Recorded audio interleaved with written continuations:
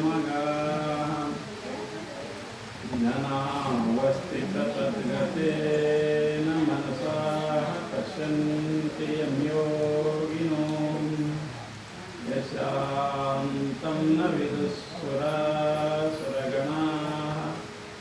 देवाय तस्मै नमः। परम पूज्य प्रातस्मरणीय ಶ್ರೀಮದ್ ಜಗದ್ಗುರು ಸಿದ್ಧಾರೂಢರ ಚರಣಾರವಿಂದಗಳಲ್ಲಿ ಅನಂತ ದೀರ್ಘದಂಡ ಪ್ರಣಾಮಗಳನ್ನು ಸಲ್ಲಿಸಿ ತತ್ಸ್ವರೂಪರೆಯಾಗಿ ಲೋಕೈತವನ್ನು ಬಯಸುತ್ತಿರುವ ಶ್ರೋತ್ರಿಯ ಬ್ರಹ್ಮನಿಷ್ಠ ಸದ್ಗುರು ಅಪ್ಪಾಜಿಯವರ ಪಾದಾರವಿಂದಗಳಲ್ಲಿ ತ್ರಿಕರಣಪೂರ್ವಕವಾಗಿ ಕೊಡಮಟ್ಟು ಈ ಮಂಗಲಮಯ ಕಾರ್ಯಕ್ರಮಕ್ಕೆ ಕಾರಣೀಕರ್ತರಾದ ಜಗನ್ಮಾತೆ ಗುಡ್ಡಾಪುರದ ದಾನಮ್ಮ ತಾಯಿಯ ಪಾದಾರವಿಂದಗಳಲ್ಲಿ ಅನಂತ ಪ್ರಣಾಮಗಳನ್ನು ಸಲ್ಲಿಸಿ ಯಾವ ಈ ರಾಂಪುರ ಗ್ರಾಮದ ಕ್ಷೇತ್ರಾಧಿಪತಿಯಾದಂಥ ಬಹುಲಾದಿ ಸದಾಶಿವ ಅಜ್ಜವರ ಪಾದಾರವಿಂದಗಳಲ್ಲಿ ಕೂಡ ತ್ರಿಕರಣಪೂರ್ವಕವಾಗಿ ವಂದಿಸಿ ಹಾಗೂ ತಮ್ಮೆಲ್ಲರ ಅಂತಃಕರಣದಲ್ಲಿ ಸದಾ ಸ್ವಯಂ ಪ್ರಕಾಶನಾಗಿ ಬೆಳಗುತ್ತಿರುವ ಆ ಪರಮಾತ್ಮನಿಗೂ ಪರಮಟ್ಟು ಶಿವಸ್ವರೂಪಿಗಳೇ ತಮಗೆಲ್ಲರಿಗೂ ಶರಣಾರ್ಥಿಗಳು. ಇಲ್ಲಿಯ ಪರ್ಯಂತರವಾಗಿ ಸುಮಾರು 20 ದಿವಸಗಳ ಪರ್ಯಂತರವಾಗಿ ಗುಡ್ಡಾಪುರದ ದಾನಮ್ಮ ತಾಯಿಯ ಪುರಾಣವನ್ನು ಆಧಾರವಾಗಿಟ್ಟುಕೊಂಡು ವಿಷಯವನ್ನು ಪ್ರತಿಪಾದನಾ ಮಾಡ್ತಾ ಬಂದಿದ್ದೇವೆ. ನಿನ್ನಿನ ದಿವಸ ಯಾವ ಜಗನ್ಮಾತೆ ದಾನಮ್ಮ ತಾಯಿಯು ಏನು ಮಾಡಿದಳು, ಏನು ಮಾಡೋದ್ರಿಂದ ನಾವು ಬಂದಳು ಏನ್ ಮಾಡೋದು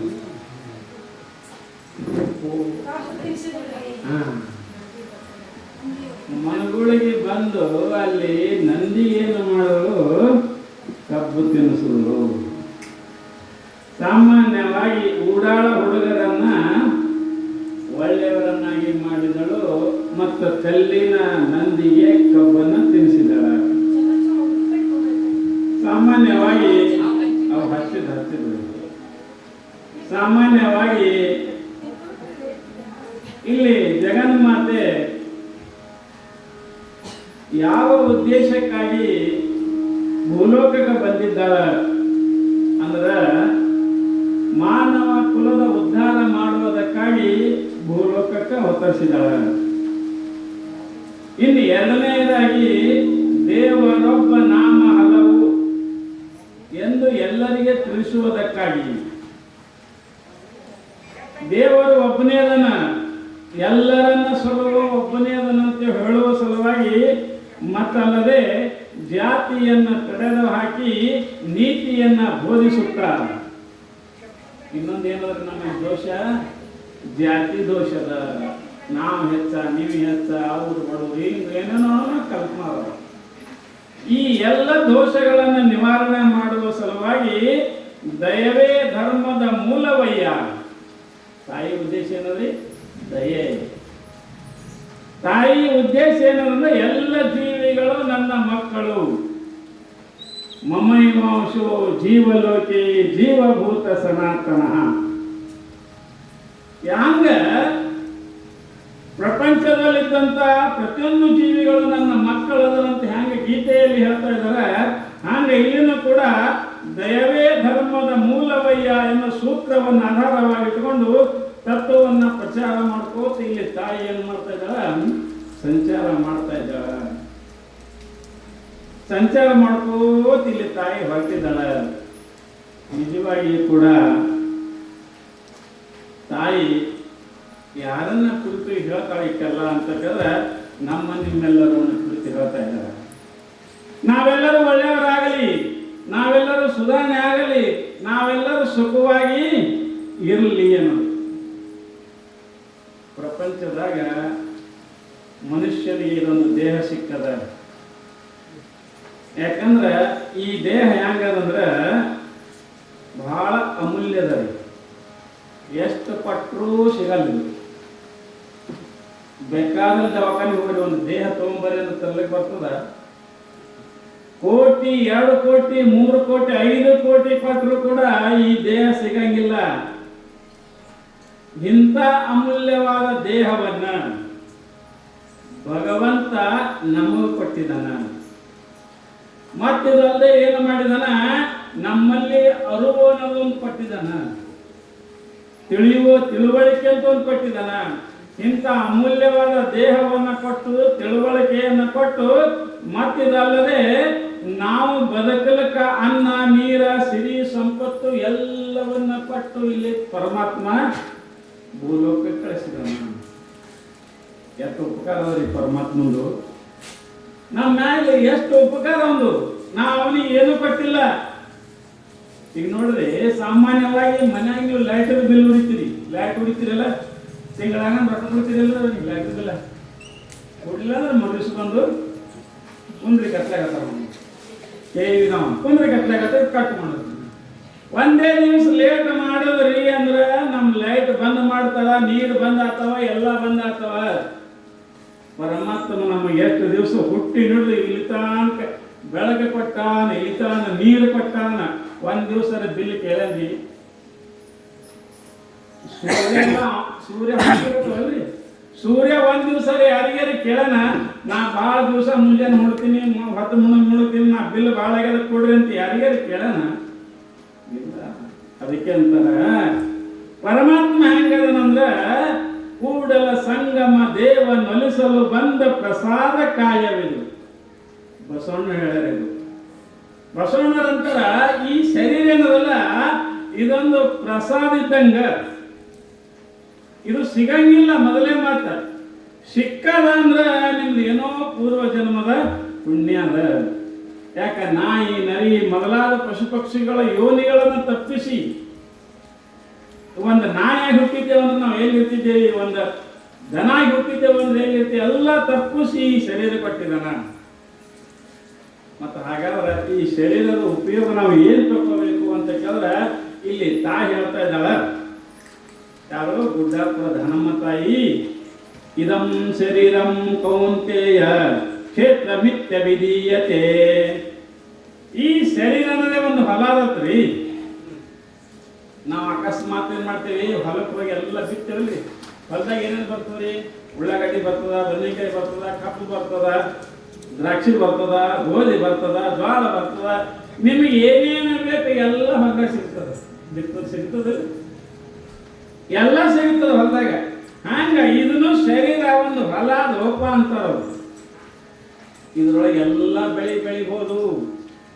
ಚಲೋ ಬೆಳೆದ್ರಿ ಅಂದ್ರ ಸುಖವಾಗಿ ಆರಾಮಾಗಿ ಹೆಂಡ್ರ ಮಕ್ಕಳ ಜೊತೆಗೆ ಇದು ಸುಖವಾಗಿರ್ತೀವಿ.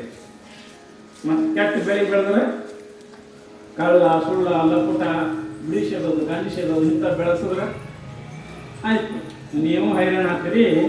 ಮಾಡ್ಕೊಂಡು ಹೆಂಡತಿ ಗಂಡರಿಗೂ ಹೈರಾಣ ಮಾಡ್ತೀವಿ.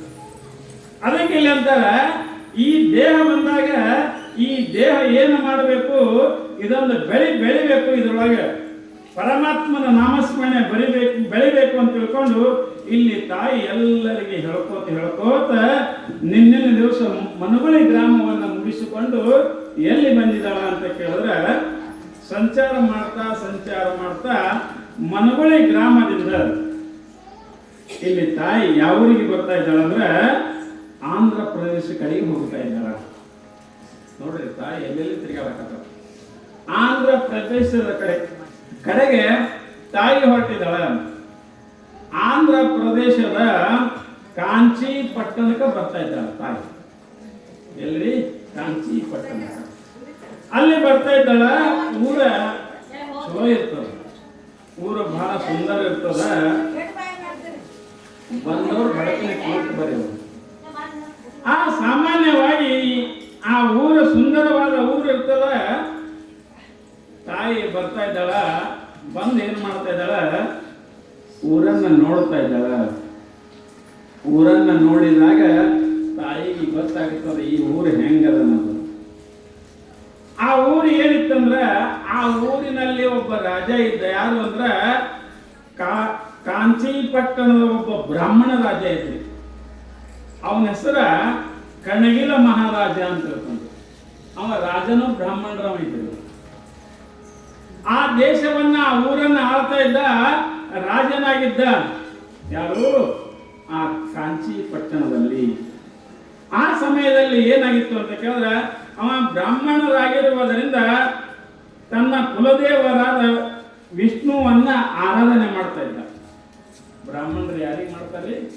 ವಿಷ್ಣು ಪರಮಾತ್ಮನನ್ನ, ನಾರಾಯಣನನ್ನ ಅವ್ರು ಪೂಜೆ ಮಾಡ್ತಾ ಇದ್ದಾರೆ.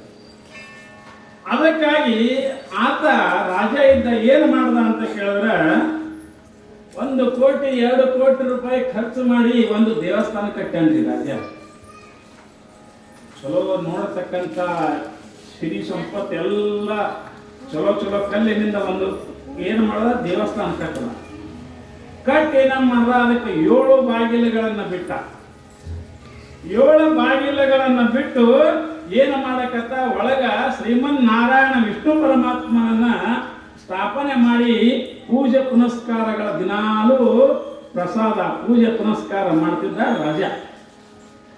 ಆದ್ರ ರಾಜ ಎಲ್ಲ ಚಲೋ ಇದ್ದ ಖರೆ ಬುದ್ಧಿ ಸುಮಾರು ಇತ್ತು. ಅದೇನೋ ಅಂತಾರಲ್ಲ, ಮನುಷ್ಯ ಎಲ್ಲ ಚಲೋ ಅನ್ನಕರೆ ಸುಳಿ ಭಾಳ ಅಂತಾರೆ. ಸುಳಿ ಯಾಕೆ ಸುಮಾರದಪ್ಪ, ಒಂದು ಮನುಷ್ಯ ಎಲ್ಲ ಚಲೋ ಅದಾನ. ಹಾಗಾಗಿ ರಾಜ ಎಲ್ಲ ಚಲೋ ಇದ್ದ ಕರೆ ಧಾರ್ಮಿಕ ಕರ್ಮ ಮಾಡ್ತಿದ್ದ, ಎಲ್ಲ ಮಾಡ್ತಿದ್ದ ಕರೆ. ಆದ್ರೆ ಒಂದು ರಾಜನ ಬುದ್ಧಿ ಸ್ವಲ್ಪ ಜಾತಿ ಕಡೆ ಹೋಗುತ್ತಿತ್ತು. ಬ್ರಾಹ್ಮಣರೇ ಶ್ರೇಷ್ಠ, ನಾವೇ ಎಲ್ಲಕ್ಕಿಂತ ಶ್ರೇಷ್ಠ. ಮತ್ತೇನು ಮಾಡಿದ್ದವ, ಆ ಊರಾಗ ಏನು ದೇವಸ್ಥಾನ ಕಟ್ಟಿದ್ದಲ್ಲ, ಆ 4 ಬಾಗಿಲುಗಳಿಗೆ, ಇದು 7 ಬಾಗಿಲುಗಳಿಗೆ ಒಬ್ಬ ಎಲ್ಲ ಬಾಗಿಲು ಒಬ್ಬೊಬ್ಬರು ಸೇವಕರು ನಿಲ್ಲಿಸಿದ್ರಿ. ಅವ ಯಾರಾದರೂ ಬ್ರಾಹ್ಮಣ ಬಿಟ್ಟು ಬೇರೆ ಜಾತಿಯವರು ದರ್ಶನಕ್ಕೆ ಬಂದ್ರ, ಪ್ರಸಾದಕ್ಕೆ ಬಂದ್ರ, ಎದಕ್ಕಾದರೂ ಗುಡಿ ಒಳಗೆ ಬಂದ್ರ ಅವರ ಶಿರಚ್ಛೇದನ ಮಾಡಿ ಅಂತಿದ್ದವ. ಹಂಗತ್ತ ಅದಕ್ಕೆ ಸುಳಿ ಸುಮಾರು ಬರೇ ಬ್ರಾಹ್ಮಣರೇ ಬರ್ಬೇಕು ಗುಡಿಗೆ.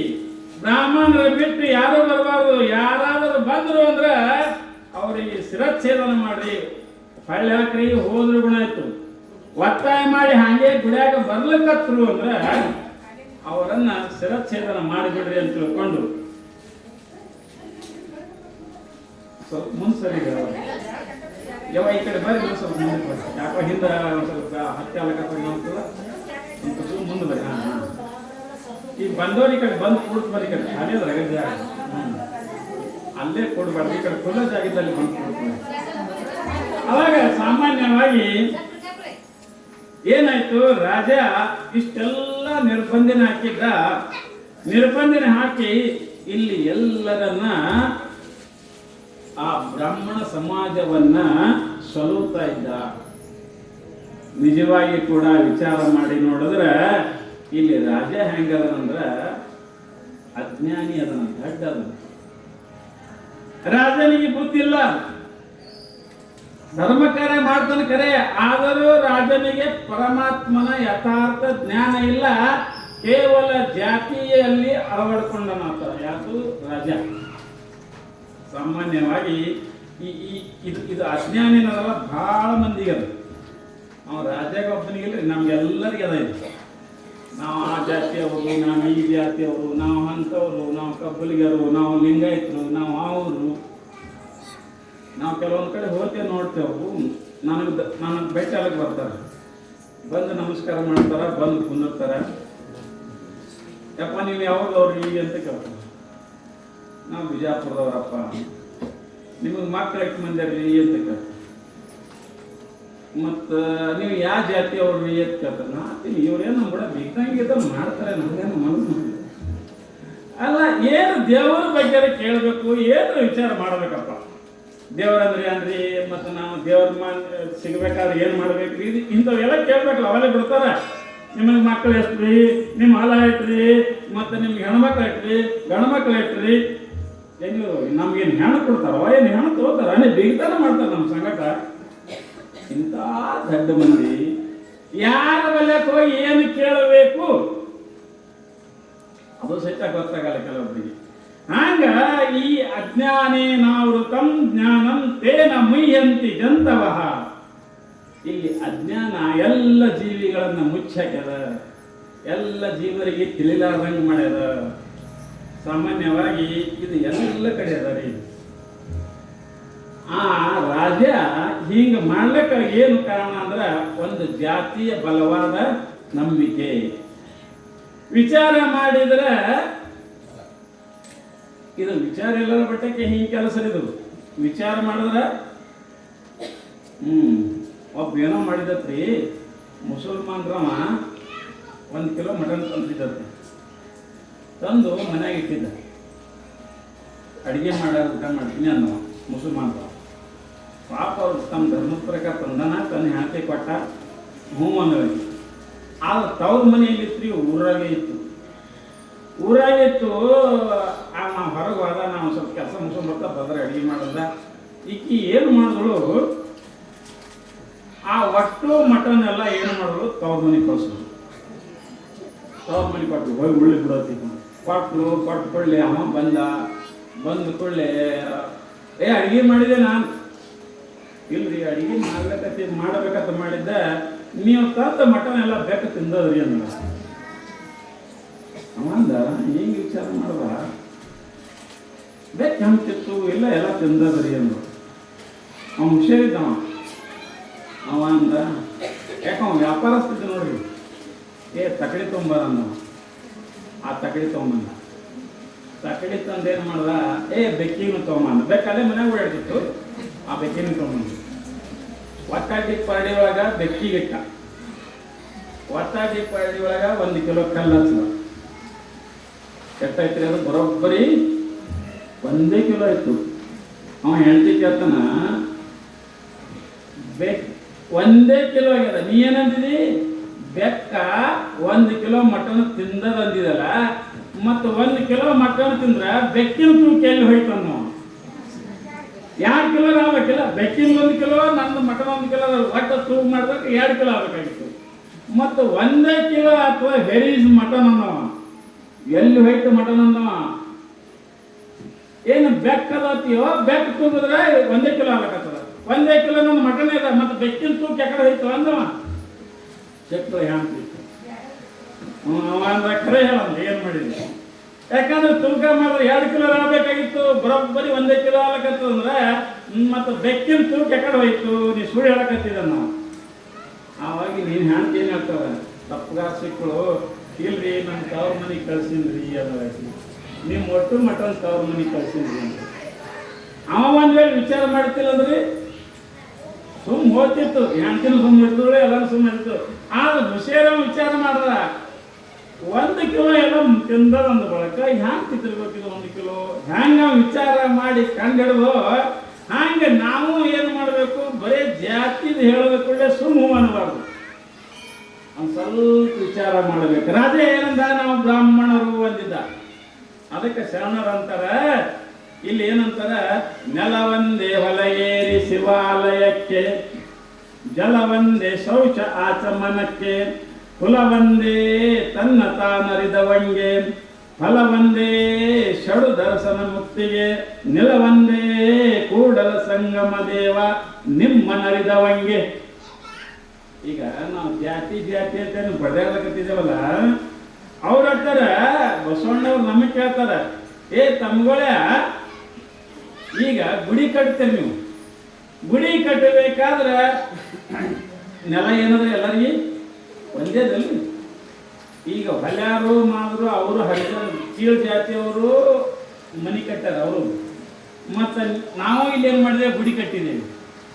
ನಮ್ಮ ಗುಡಿಗಿನೂ ನೆಲ ಒಂದೇ ಅದ, ಅವ್ರಿಗಿನೂ ಬೇರೆ ಬೇರೆ ಅದ. ಅರ್ಜುನ ತಿಳ್ಕೊಂಡು ಅವ್ರಿಗೇನು ಅವ್ರಿಗೂ ಅದೇ ನೆಲ ಅದ, ಅವ್ರಿಗೂ ಅದೇ ಭೂಮಿ ಅದ. ಈ ಗುಡಿ ಕಟ್ಟದವ್ರಿಗೂ ಅದೇ ಭೂಮಿನೇ ಅದ. ಅದಕ್ಕೆ ಬಸವಣ್ಣವ್ರು ಅಂತಾರ, ನೆಲ ಒಂದೇ ಹೊಲಗೇರಿ ಶಿವಾಲಯಕ್ಕೆ, ಜಲ ಒಂದೇ ಶೌಚ ಆಚಮನಕ್ಕೆ. ನೀರು ಕುಡಿಬೇಕಾದ್ರೆ, ಹೊರಗೆ ಹೋಗ್ಬೇಕಾದ್ರೆ ಎಲ್ಲರಿಗೂ ನೀರೇನದ್ರಿ? ಒಂದೇ ಅದ. ಕುಡಿಯಕ್ಕೆ ನೀರು ಎಲ್ಲರಿಗೂ ಒಂದೇ ಅದ. ಮುಸಲ್ಮಾನ್ ಇರಲಿ ಯಾರೇ ಇಲ್ಲ, ಎಲ್ಲರಿಗೂ ನೀರು ಒಂದೇ ಅದ. ಕುಲ ಒಂದೇ ತನ್ನ ತಾನರಿದವಂಗೆ. ಸಾಮಾನ್ಯವಾಗಿ ನಿಜವಾಗಿ ತಿಳ್ಕೊಂಡವನಿಗೆ ಕುಲನೇ ಇಲ್ಲ, ತಿಳ್ಕೊಲಾರ್ದ ಬಟ್ಟೆಕ ಇದೆಲ್ಲ ಗದ್ದಲ. ಈಗ ನೋಡ್ರಿ, ಈ ಶರೀರದ ಬಗ್ಗೆ ಒಂದು ತಿಳ್ಕೊಂಡು ನೀವು ಸರಿಯಾಗಿ ಸಂಪೂರ್ಣವಾಗಿ, ಈ ಶರೀರ ಅಂದ್ರೆ ಏನು, ಎದರಿಂದ ತಯಾರಾಗ್ಯದ, ಇದು ಮಾಡ್ದವ ಯಾರು, ಮತ್ತು ಇದು ಎಷ್ಟು ದಿವಸ ಇರ್ತದ, ಎಷ್ಟು ದಿವಸ ಕಡಿಗೆ ಒಂದು ಗೊಟ್ಟಕತ್ತದ, ಒಂದು ಪಕ್ಕ ತಿಳ್ಕೊರಿ. ಚಂದಾಗಿ ಒಂದಿರ ಕೂತು ಮನೆಗೆ ವಿಚಾರ ಮಾಡ್ರಿ. ಈ ಶರೀರ ಇದ್ರ ಬಗ್ಗೆ ನೀವು ಪಕ್ಕ ತಿಳ್ಕೊಂಡ್ರಿ ಅಂದ್ರೆ ನೀವು ಜಗಳನೇ ತೆಗಲ್ಲ ಮನೆಗೆ ಯಾರ ಸಂಗಟ. ಯಾಕಂದ್ರೆ ಇದರಂಗೆ ಎಲ್ಲ ಶರೀರ, ಹೌದಲ್ರಿ? ಹ್ಯಾಂಗೆ ಹೆಣ್ಮಕ್ಳು ಒಂದು ಅನ್ನವನ್ನು ಕಿಮುಚ್ಚಿಡ್ಬೇಕು, ಒಟ್ಟು ಅನ್ನದ ಕುದ್ದದತ್ ಹ್ಯಾಂಗ ಅಂತಾರ, ಹಂಗ ಈ ಒಂದು ಶರೀರದ ಬಗ್ಗೆ ತಿಳ್ಕೋರಿ. ನೀವು ಪಕ್ಕ ನೀವು ಹೊರಗೆ ಎಲ್ಲಿ ಹೋಗ್ಬೇಡ್ರಿ. ಈ ಶರೀರ ಬಗ್ಗೆ ನೀವು ಕೂತು ವಿಚಾರ ಮಾಡ್ರಿ. ಈ ಶರೀರ ಮೊದಲು ಇದ್ದಿಲ್ಲ, ಈಗ ಬಂದದ, ಮುಂದೆ ಇರಂಗಿಲ್ಲ. ಹಾಗಾದ್ರೆ ಯಾಕಡೆ ಹೋಗ್ತದ, ಸತ್ತ ಬಳಕೆ ಏನಾಗ್ತದ, ಮಣ್ಣ ಹೋಗ್ತದ. ಇಷ್ಟೆಲ್ಲ ನಾವು ವಿಚಾರ ಮಾಡಿದೇವಿ ಅಂದ್ರೆ ನಮ್ಗೇನು ದುಃಖ ಆಗಂಗಿಲ್ಲ. ಅದಕ್ಕೆ ಅವ್ರಂತಾರ ಇಲ್ಲಿ ಅಜ್ಞಾನೇನಾವೃತಂ ಜ್ಞಾನಂ ಮುಯ್ಯಂತಿ ಜಂತವ. ಮಹಾಭಾರತದ ಒಂದು ಸನ್ನಿವೇಶದ ದ್ರೋಣಾಚಾರ್ಯ ಏನು ಮಾಡಿದ್ದ, ಪಾಂಡವರಿಗೂ ಕೌರವರಿಗೂ ವಿದ್ಯೆಯನ್ನ ಕಲಿಸ್ತಾ ಇದ್ದ. ವಿದ್ಯೆಯನ್ನ ಕಲಿಸುವಾಗ ಆತ ಏನ ಮಾಡಿದ, ಎಲ್ಲ ವಿದ್ಯೆಯನ್ನ ಹೇಳಿಕೊಡ್ತಿದ್ದ. ಒಂದ್ ದಿವಸ ಏನಾಯ್ತು, ಎಲ್ಲ ವಿದ್ಯಾರ್ಥಿಗಳನ್ನ ಕರೆದುಕೊಂಡು ಅಡವಿ ಕಡೆ ಹೋಗಿದ್ವಿ. ಅಡವಿ ಕಡೆ ಹೋದಾಗ ಅಲ್ಲಿ ಏನಾಯ್ತು ಅಂತ ಕೇಳಿದ್ರೆ, ನಾಯಿ ಸಂಗಟ ನಾಯಿನೂ ಕರ್ಕೊಂಡು ಹೋಗಿದ್ರು. ಹೋದಾಗ ಅವಾಗ ಏನಾಯ್ತು, ನಾಯಿ ಬೊಗಳಕತ್ತು, ಮಂದಿ ಯಾರಿಗೆ ನೋಡಿ ಅವ್ರಿಗೆ ಬೊಗಳಕತ್ತು. ಆವಾಗ ಏನು ಮಾಡ್ತಾರ, ಯಾರೋ ಬಾಣ ಬಿಟ್ರು, ನಾಯಿ ಬಾಯಾಗ ಸುತ್ತ ನಾಲಿಗೆ ಒಳಗೆ. ಅವಾಗ ಅರ್ಜುನ ಅಂದ, ಯಾರು ಬಾಣ ಬಿಟ್ರು, ಬರೋಬ್ಬರಿ ನಾಲಿಗೆ ಬಾಯಾಗ ಬಿಟ್ಟದಲ್ಲ, ಇದು ಶಬ್ದವೇದಿ, ಶಬ್ದ ಎಲ್ಲಿ ಬರ್ತದೋ ಅಲ್ಲಿ ಬಾಣ ಬಿಡೋದು. ಅವ್ರು ಕಾಣಿಸಂಗಿಲ್ಲ, ದೂರ ಇರ್ತಾರೆ. ಇಂಥ ವಿದ್ಯೆ ನಮ್ಗೆ ನೀವು ಗುರುಗಳು ಹೇಳಿಲ್ಲಲ್ಲ ಹೆಂಗ ಅಂತ ತಿಳ್ಕೊಂಡು ಗುರುಗಳಿಗೆ ಕೇಳ್ತಾರ ದ್ರೋಣಾಚಾರ್ಯ, ನಮ್ಗೆ ಇಂಥ ವಿದ್ಯೆ ಹೇಳಿಲ್ಲ ಇದೆ. ಆವಾಗ ಏನಾಗ್ತದ, ಗುರುಗಳು ಅವರೆಲ್ಲರೂ ಕೂಡಿ ಹುಡುಕಾಡ್ಕೋತಾನಿಗೆ ಹೋದಾರ, ಅವ ಏಕಲ್ಲವೇ ಇರ್ತಾನ. ಅವ ಮೊದಲು ದ್ರೋಣಾಚಾರ್ಯ ಕಡೆ ಹೋಗಿರ್ತಾನ. ದ್ರೋಣಾಚಾರ್ಯ ವಿದ್ಯೆ ಕೊಡಂಗಿಲ್ಲ ಅವರಿಗೆ. ನಾವು ರಾಜರ ಮಕ್ಕಳು ಬಿಟ್ಟು ಮತ್ತೊಬ್ಬರಿಗೆ ವಿದ್ಯೆ ಕಲ್ಸಲ್ಲ ಅಂದ್ಕೊಳ್ಳಿ. ಅವ ಏಕಲ್ಲವೇ ಏನು ಮಾಡ್ತಾನ್ರಿ, ತಾನೇ ಅಡವಿಯಾಗಿ ಬಂದು ದ್ರೋಣಾಚಾರ್ಯರ ಮೂರ್ತಿ ಮಾಡಿ ತಾನೇ ಸ್ವಂತ ವಿದ್ಯೆ ಕಲ್ತಿರ್ತಾನೆ. ಆವಾಗ ಎಲ್ಲರೂ ಕೂಡ ಹೋಗತಕ್ಕ ಅವ ಏಕಲ್ಲವೇ ಕೂತಿರ್ತಾನ. ಏತಮ್ಮ ನೀನೇನೋ ಬಾಣ ಬಿಟ್ಟವ, ಹೌದ್ರಿ ನಾನೇ ಬಿಟ್ಟವ, ನಾನೇ ಬಾಣ ಬಿಟ್ಟವ ಅಂತವ. ಆವಾಗ ಕೇಳ್ತಾ ಇದಾರ ಮೂರ್ತಿ ನೋಡಿ, ಆವಾಗ ನಮಸ್ಕಾರ ಮಾಡ್ತಾನೆ, ಗುರುಗಳು ಬಂದ್ರು ಅಂತ ತಿಳ್ಕೊಂಡು. ಅವಾಗ ದ್ರೋಣಾಚಾರ್ಯ ವಿಚಾರ ಮಾಡ್ತಾ ಇದ್ದಾರ, ಹೌದಪ್ಪ ನೀ ನನ್ನಿಂದ ವಿದ್ಯಾ ತಗೊಂಡಿದ್ದಿ, ಮತ್ತೀಗ ಗುರು ಕಾಣಿಕೆ ಏನು ಕೊಡ್ತೀಯ ಅಂತ ಕೇಳ್ತಾರ. ಆವಾಗ ನೀವು ಏನು ಬೇಡಿದ್ದು ಕೊಡ್ತೀನ್ರಿ ಅಂತ ಹೇಳಿದಾಗ ಆ ದ್ರೋಣಾಚಾರ್ಯ ಏನು ಮಾಡ್ದ ಅಂದ್ರೆ, ಜ್ಞಾನೀತ ಪಂಡಿತಿದ್ದ ಎಲ್ಲ ಇತ್ತು, ಎಲ್ಲ ಇದ್ರೆ ಆತ ಏನು ಬೇಡ್ದ ಅಂದ್ರೆ ಆ ಏಕಲ್ಲವೇನ ಹೆಬ್ಬಳ್ಳ ಬೇಡದ್ರಿ. ನೋಡಿ ಎಷ್ಟು ಸ್ವಾರ್ಥ್ಯದ ದ್ರೋಣಾಚಾರ್ಯ. ಯಾಕಂದ್ರೆ ಬಲಕಿನ ಕೈದು ಹೆಬ್ಬಳ್ಳ ಬೇಡ. ಇದು ಪಟ್ಟೆ ಒಂದು ಇದನ್ನ ಹೊಡ್ಲಿಕ್ಕೆ ಬರಬಾರ್ದಲ್ಲ, ಮುಂದೆ ಇದೇ ಹೋಯ್ತಂದ್ರೆ ಮುಂದಕ್ಕೆ ಅವನಿಗೇನು ವಿದ್ಯೆ ಕಲಿಲಿಕ್ಕೆ ಬರಬಾರ್ದಲ್ಲ. ಯಾಕಂದ್ರೆ ಪಾಂಡವರಕ್ಕಿಂತಲೂ ಕೌರವರಕ್ಕಿಂತಲೂ ಮತ್ತೊಬ್ಬರು ಶ್ರೇಷ್ಠ ಆಗಬಾರ್ದು. ನಾ ಕಲಿಸಿದ ವಿದ್ಯೆ ಇವ್ರಿಗೆ ಇಷ್ಟೇ ಬರಲಿ ಅನ್ನೋ ಸ್ವಾರ್ಥದಿಂದ ಏನು ಮಾಡ್ದ, ಹೆಬ್ಬಟ್ಟು ಕೇಳ್ದ. ನಿನ್ನ ಗುರುಗಳು ಕೇಳ್ಯಾರ ಅಂತ ತಿಳ್ಕೊಂಡು ಆತ ಪಟ್ನೆ ಏನು ಮಾಡ್ದ, ಬಟ್ಟು ಕಳೆದು ಪಟ್ಟ ಹೋದರು. ಮುಂದಕ್ಕೆ ಹೋದರು, ಎಲ್ಲರೂ ಮುಂದಕ್ಕೆ ಹೋಗ್ತಾರ. ದ್ರೋಣಾಚಾರ್ಯ ಗೊತ್ತಾಗ್ತದೆ, ನಾ ತಪ್ಪು ಮಾಡಿದೆ. ಯಾಕೆ ಏಕಲ್ಲವೇ ನಾ ವಿದ್ಯೆ ಕೊಟ್ಟಿಲ್ಲ, ನಾ ಅವನಿಗೆ ಏನು ಹೇಳಿಲ್ಲ, ಅವನಿಗೆ ಬರಬಾರ್ದಂತ ಹೊರಗೆ ಹಾಕಿ ಕಳಿಸಿದ್ದೇವೆ. ಆದರೂ ಏಕಲ್ಲವೇ ಏನು ಮಾಡ್ದ, ನನ್ನ ಒಂದು ಕಲ್ಲಿನ ಮೂರ್ತಿಯನ್ನ ಮಾಡಿ ಅದಕ್ಕೆ ದಿನ ನಮಸ್ಕಾರ ಮಾಡಿ ಎಲ್ಲ ವಿದ್ಯೆಯನ್ನ ಕಲ್ತಾನ. ನಾ ಅವನಿಂದ ಗುರುದಕ್ಷಿಣೆಯನ್ನ ಪಡೆದೆ. ಅದು ಏನು ಪಡೆದೆ, ಹೆಬ್ಬಳ ತಗೊಂಡೆ. ನಾನು ಕೆಟ್ಟ ತಪ್ಪು ಮಾಡಿದೆ, ನಾನು ಮಾಡಬಾರ್ದಾಗಿತ್ತು. ಏಕಲ್ಲವೇ ಹಳೆ ಕೊಟ್ಟ. ಆಗ ಏನು ಮಾಡಿದ್ರಿ, ಬಾಳು ಹೋಗಿತ್ತಲ್ಲ ನೋಡ್ರಿ. ಇಂಥ ದೊಡ್ಡ ಜ್ಞಾನಿ ಇದೆ, ಅವನಿಗಾದ್ರೂ ಕೂಡ ಏನಾಯ್ತು, ಈ ಅಜ್ಞಾನ ಮುಸ್ತದ. ಹಂಗ ಇಲ್ಲೂ ಏನಾಗಿತ್ತು, ಈ ರಾಜನಿಗೆ ಅಜ್ಞಾನ ಮುಚ್ಚಿತ್ತು ಹೇಳಿದ್ದ. ಆವಾಗ ಇಷ್ಟಾದ ಬಳಿಕ ತಾಯಿ ಅಲ್ಲೇ ಇದ್ದಳು ಪಟ್ಟಣದಲ್ಲಿ. ಆವಾಗ ತಾಯಿ ವಿಚಾರ ಮಾಡ್ತಾ ಇದ್ದಾಳ, ಈ ಮೂರ್ಖ ರಾಜ ಈತ ಏನು ಮಾಡಿದಾನಂದ್ರ, ಗುಡಿಯೆಲ್ಲ ಕಟ್ಟನ ಕರೆ ಇವನಿಗೆ ಬುದ್ಧಿ ಇಲ್ಲ, ಬುದ್ಧಿ ಕಲಿಸ್ಬೇಕು ಅಂದ್ರೆ ತಾಯಿ ವಿಚಾರ ಮಾಡಿದ. ಯಾಕಂದ್ರೆ ಇವ ಜಾತಿಯ ಬಡದಾಡಕತ್ತಾನ ಮತ್ತು ಯಾರಾದರೂ ಪ್ರಸಾದಕ್ಕೆ ಬಂದ್ರೆ ಅವರ ಕುತ್ತಿಗೆಯನ್ನ ಕತ್ತರಿಸ್ತಾ ಇದ್ದಾನ, ಅವರನ್ನು ಕೊಲೆ ಮಾಡ್ತಾನೆ. ಇಂಥ ದುರುಳ ಕೃತ್ಯವನ್ನ ಮಾಡಕತ್ತಾನ ಈ ರಾಜ. ಈ ರಾಜನಿಗೆ ಬುದ್ಧಿ ಕಲಿಸ್ಬೇಕಂದ್ರೆ ತಾಯಿ. ಆವಾಗ ದಾನಮ್ಮ ತಾಯಿ ಸೋಮಲಿಂಗರು ಏನ್ ಮಾಡ್ತಾ ಇದ್ದಾರೆ ಅಂತ ಕೇಳಿದ್ರೆ, ಅವರು ಸೀದಾ ದೇವಸ್ಥಾನದ ಕಡೆಗೆ ಬರ್ತಾ ಇದ್ದಾರೆ. ದೇವಸ್ಥಾನದ ಕಡೆಗೆ ಬರ್ತಾ ಇದ್ದಾರೆ. ಇನ್ನೊಂದು ಸ್ವಲ್ಪ ದೇವಸ್ಥಾನ ದೂರ ಇತ್ತು. ಇಬ್ರು ಕೂಡಿ ದೇವಸ್ಥಾನಕ್ಕೆ ಹೋಗ್ಬೇಕು ಅಂತ ತಿಳ್ಕೊಂಡು ಒಳಗೆ ಹೊರಟು ಬಾಗಲ್ದಾಗ ದ್ವಾರ ಪಾಲಕ ಕಟ್ಟಿ ಹಿಡ್ಕೊಂಡಿದ್ದ. ಅವ ಅಂದ, ಒಳಗೆ ಹೋಗ್ಬೇಡ್ರಿ ಅಂದ. ಯಾಕಂದ್ರೆ ಇವು ಹಣಿಮ್ಯಾಗ ವಿಭೂತಿರ್ತೀವ್ರಿ, ಒಳಗೆ ರುದ್ರಾಕ್ಷಿ ಇತ್ತು. ಇವ ಅಂದ, ಬ್ರಾಹ್ಮಣರಲ್ಲಿ ಇವರು ಅಂತ ತಿಳ್ಕೊಂಡು ಒಳಗೆ ಹೋಗ್ಬೇಡ್ರಿ ಅನ್ನೋ. ಆವಾಗ ದ್ವಾರ ಪಾಲಕ ಏನಂತಾನ, ನಿಮಗೆ ಜೀವ ಬ್ಯಾಡಾಗಿತ್ತು ಅಂದ್ರೆ ಒಳಗೋರಿ, ಮತ್ತೆ ನೀವು ಬದುಕಬೇಕಾಗಿತ್ತು ಅಂದ್ರೆ ಒಳಗೆ ಹೋಗ್ಬೇಡಿ, ಹೊರಗೋರಿ. ಯಾವಂದ್ರಿ ಆ ದ್ವಾರಪಾಲಿಕ ಅಂತ. ಆ ಸಮಯದಲ್ಲಿ ಏನಾಗ್ತದೆ ಅಂತ ಕೇಳಿದ್ರೆ,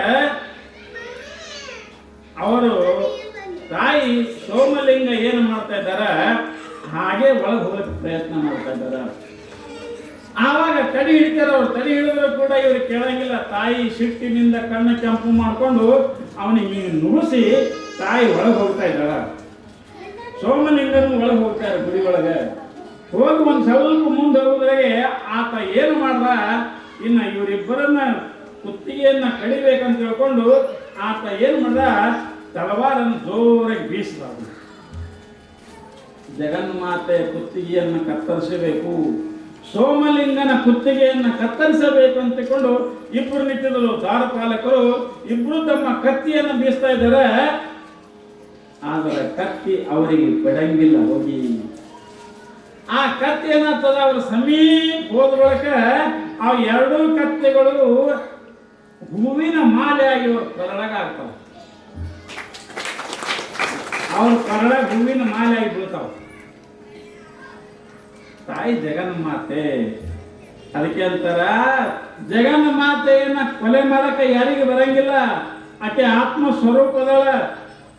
ನಯನಂ ಚಂದಂತಿ ಶಸ್ತ್ರಾಣಿ ನಯನಂ ದಹತಿ ಪಾವಕ ನ ಚೈನಂ ಕ್ಲೇದಯಂತ್ಯಾಪೋ ನ ಶೋಷತಿ ಮಾರುತಃ. ಹೇ ಅರ್ಜುನ, ಆತ್ಮನನ್ನ ಯಾರಿಗೆ ಸುಡ್ಲಕ್ಕೆ ಬರಂಗಿಲ್ಲ, ಯಾರಿಗೆ ಕೊಲೆ ಮಾಡ್ಲಕ್ಕೆ ಬರಂಗಿಲ್ಲ, ಯಾರಿಗೆ ಕತ್ಸಕ್ ಬರಂಗಿಲ್ಲ. ಈಗ ನಮ್ಮೊಳಗೇನು ಆತ್ಮದಲ್ಲಿ ಈಗ ಯಾರಾದ್ರೂ ನಮ್ಗೆ ಹೊಡೆದ್ರೆ ಎದಕ್ಕೆ ಹೊಡಿತಾರ್ರಿ? ಈ ಮ್ಯಾಗಿನ ಡಬ್ಬಿ ಹೊಡಿಬೇಕಲ್ಲ. ಇದು ಕಸ ಇಟ್ಟಿದೆ ನಾವು ಡಬ್ಬಿ ಅಂತ ಹೇಳ್ಕೊಂಡು ಬೇಕಾದ್ರೆ ಎಲ್ಲಿ ಬೇಕಲ್ಲ ನೋಡ್ರಿ, ಪುರಾಣದಾಗ ಇದೆ ಅಂತೀನಿ ಇದಕ್ಕೆ ಡಬ್ಬಿ ಅಂತ. ಈ ಡಬ್ಬಿಗೆ ಹೊಡಿಬೇಕು ಹೊರೆ, ಆದ್ರೆ ಒಳಗಿನ ಆತ್ಮನಿಗಿರಿ ಹೊಡ್ಲಿಕ್ಕೆ ಬರಂಗಿಲ್ಲ. ಈಗ ನೋಡ್ರಿ, ನಿಮ್ಗೆ ಉದಾಹರಣೆ ಕೊಡ್ಬೇಕಾದ್ರೆ, ನಿಮಗೆ ಕರೆಂಟ್ ಬ್ಯಾಡಾಗಿತ್ತು ಅಂದ್ರೆ ಕರೆಂಟ್ ಹೊಡಿತೀರಿ, ಭಾಳ ಟ್ಯೂಬ್ ಹೊಡಿಬೋದು, ಟ್ಯೂಬ್ ಹೊಡಿಬೋದು ಖರೆ. ಆದ್ರೆ ಕರೆಂಟ್ ಹೊಡ್ಲಿಕ್ಕೆ ಬರ್ತದೆ ನಿಮಗೆ ಕಾಣಿಸಿದ್ರೆ ಹೊಡೆಯೋರಲ್ಲ. ನೀವು ಕರೆಂಟ್ ಕಣ್ಣಿಗೆ ಕಾಣಿಸಂಗಿಲ್ಲ, ಹೊಡೆಯವ್ರಿ ಹಂಗ ದೇಹದ ಒಳಗಿದ್ದಂತ ಆತ್ಮ ಯಾರಿಗೂ ಕಾಣಿಸಂಗಿಲ್ಲ. ಮತ್ತೆ ಅವ ಇಲ್ಲದೆ ಇದು ನಡೆದಿಲ್ಲ. ಹೀಗದ ವಿಚಿತ್ರದ ಅವ ಇಲ್ಲದೆ ಇದು ಚಾಲು ಇಲ್ಲ. ಅವಾಗೆ ಯಾರಿಗೆ ಕಾಣಿಸಂಗಿಲ್ಲ, ಯಾರು ಹೊಡಿತನ್ನೋರಿಗೆ ಕಾಣಿಸಂಗಿಲ್ಲ. ಇಷ್ಟು ನಮ್ಮ ಶರೀರ. ಹಂಗ ಜಗನ್ನ ಮಾತೆ ಏನಿದ್ರು ಅಂದ್ರೆ, ನಮ್ಮ ದೇಹದ ಒಳಗೆ ತಾಯಿನೇದಳ, ಎಲ್ಲ ಜೀವಿಗಳಲ್ಲಿ ತಾಯಿನೇದಳ. ಆ ತಾಯಿಯನ್ನ ಕತ್ತರಿಸಬೇಕಂತ ತಿಳ್ಕೊಂಡು ತಲವಾರ ಬೀಸಿದಾಗ ಅವಾಗ ಏನಾಯ್ತು, ಎರಡು ಹೂಮಾಲೆಯಾಗಿ ತಾಯಿ ಕೊರಳಾಗ ಒಂದು, ಸೋಮಲಿಂಗನ ಕೊರಳಾಗ ಒಂದು ಹೂಮಾಲೆ ಆದವು. ಅವಾಗ ದ್ವಾರಪಾಲಕರು ಗಾಬರಿ ಆದರು. ಹೋಗಿ ನೀವೇನಿದು ಯಾರಿರ್ಬೇಕು ಇವರು, ನಾವು ಯಾರಿಗೆ ಬಿಟ್ಟಿಲ್ಲಕ್ಕಾರೆ ಇವ್ರಿಗೆ ಬಿಡಬಾರ್ದು ತಿಳ್ಕೊಂಡು ರಾಜನ ಆಜ್ಞೆನ ಪಾಲಿಸ್ಬೇಕಂತ ನಾವು ಹೊಡೆದ್ರೆ ಅವ್ರಿಗೆ ಹುಮ್ಮಲೆ ಐತಲ್ಲ ಅಂತ ತಿಳ್ಕೊಂಡು ಗಾಬರಿ ಆದ್ರು. ಯಾರು ಸೇವಕರು ಆ ಗಾಬರಿಯಾಗಿ ಏನು ಮಾಡ್ತಾ ಇದಾರೆ, ಅವ್ರ ಮುಂದೆ ಹೋದ್ರು. ಇಬ್ರು ಒಳಗೆ ಗುಡಿಯಾಗ ಹೋದ್ರು. ಹೋಗಿ ಏನು ಮಾಡ್ತಾ ಇದ್ದಾರೆ, ಶ್ರೀಮನ್ ನಾರಾಯಣನ ಸಮೀಪ ಹೋಗ್ತಾರೆ. ಅಟ್ಟದ್ರಾಗ ಶ್ರೀಮನ್ ನಾರಾಯಣನ ಮೂರ್ತಿ ನಿಂತು ನೋಡ್ರಿ. ಆ ಮೂರ್ತಿ ವಿಷ್ಣುನ ಮೂರ್ತಿ ಒಳಗೆ ಸ್ವತಃ ವಿಷ್ಣು ಹೊರಗೆ ಬರ್ತಾ ಇದ್ದಾನೆ. ಯಾಕೆ ಅವನೇನು ಯಾವ ದೇವ್ರ ಇರ್ತಾನ. ಅವ ಹೊರಗೆ ಬಂದು ಪಾರ್ವತಿ ಪರಮೇಶ್ವರಿಗೆ ಕೈ ಮುಗಿತಾ ಇದ್ದಾನ. ಇದು ಪೂಜಾರಿ ನೋಡ್ದ, ಗುಡ ಕೂತು ಪೂಜಾರಿ ಅವಂದ ಅದ ನಮ್ಮ ವಿಷ್ಣು ಹೊರ ಹೊಂಟನಲ್ಲ ಹಿಂಗ ಅಂದ. ಹೊರಗೆ ಬಂದು ತಾಯಿ ಪರಮೇಶ್ವರನಿಗೂ ಪಾರ್ವತಿಗೂ ನಮಸ್ಕಾರ ಮಾಡಿ ಕೈ ಮುಗಿತಾ ಇದ್ದಾನ. ಆವಾಗ ತಾಯಿ ಏನು ಮಾಡ್ತಾ ಇದ್ದಾಳ, ಈ ವಿಷ್ಣು ಪರಮಾತ್ಮನಿಗೆ ಆಶೀರ್ವಾದ ಮಾಡಿ ಅವ ನಮಸ್ಕಾರ ಮಾಡುವಾಗ ಅವನ ತಲೆ ಮ್ಯಾಗ ಕೈ ಇಡ್ತಾ ಇದ್ದಾಳ. ಯಾರು? ಜಗನ್ಮಾತೆ. ಜಗನ್ಮಾತೆ ಕೈ ಇಟ್ಟಿರುವುದರಿಂದ ಆತನ ಹಣಿ ಮ್ಯಾಗ ಏನು ಮಾಡ್ತದೆ? ಲಿಂಗ ಮೂಡ್ತದೆ. ವಿಷ್ಣುನ ಹಣಿ ಮ್ಯಾಗ ಲಿಂಗ ಮೂಡ್ತದೆ. ಲಿಂಗ ಮೂಡಿದ ಕೂಡಲೇ ಆವಾಗ ಬಹಳ ಸಂತೋಷ. 3 ಮಂದಿ ದೇವರೇ, ವಿಷ್ಣುನು ಅವನೇ, ಪಾರ್ವತಿನೂ ಅವರೇ, ಶಿವನೂ ಅವರೇ.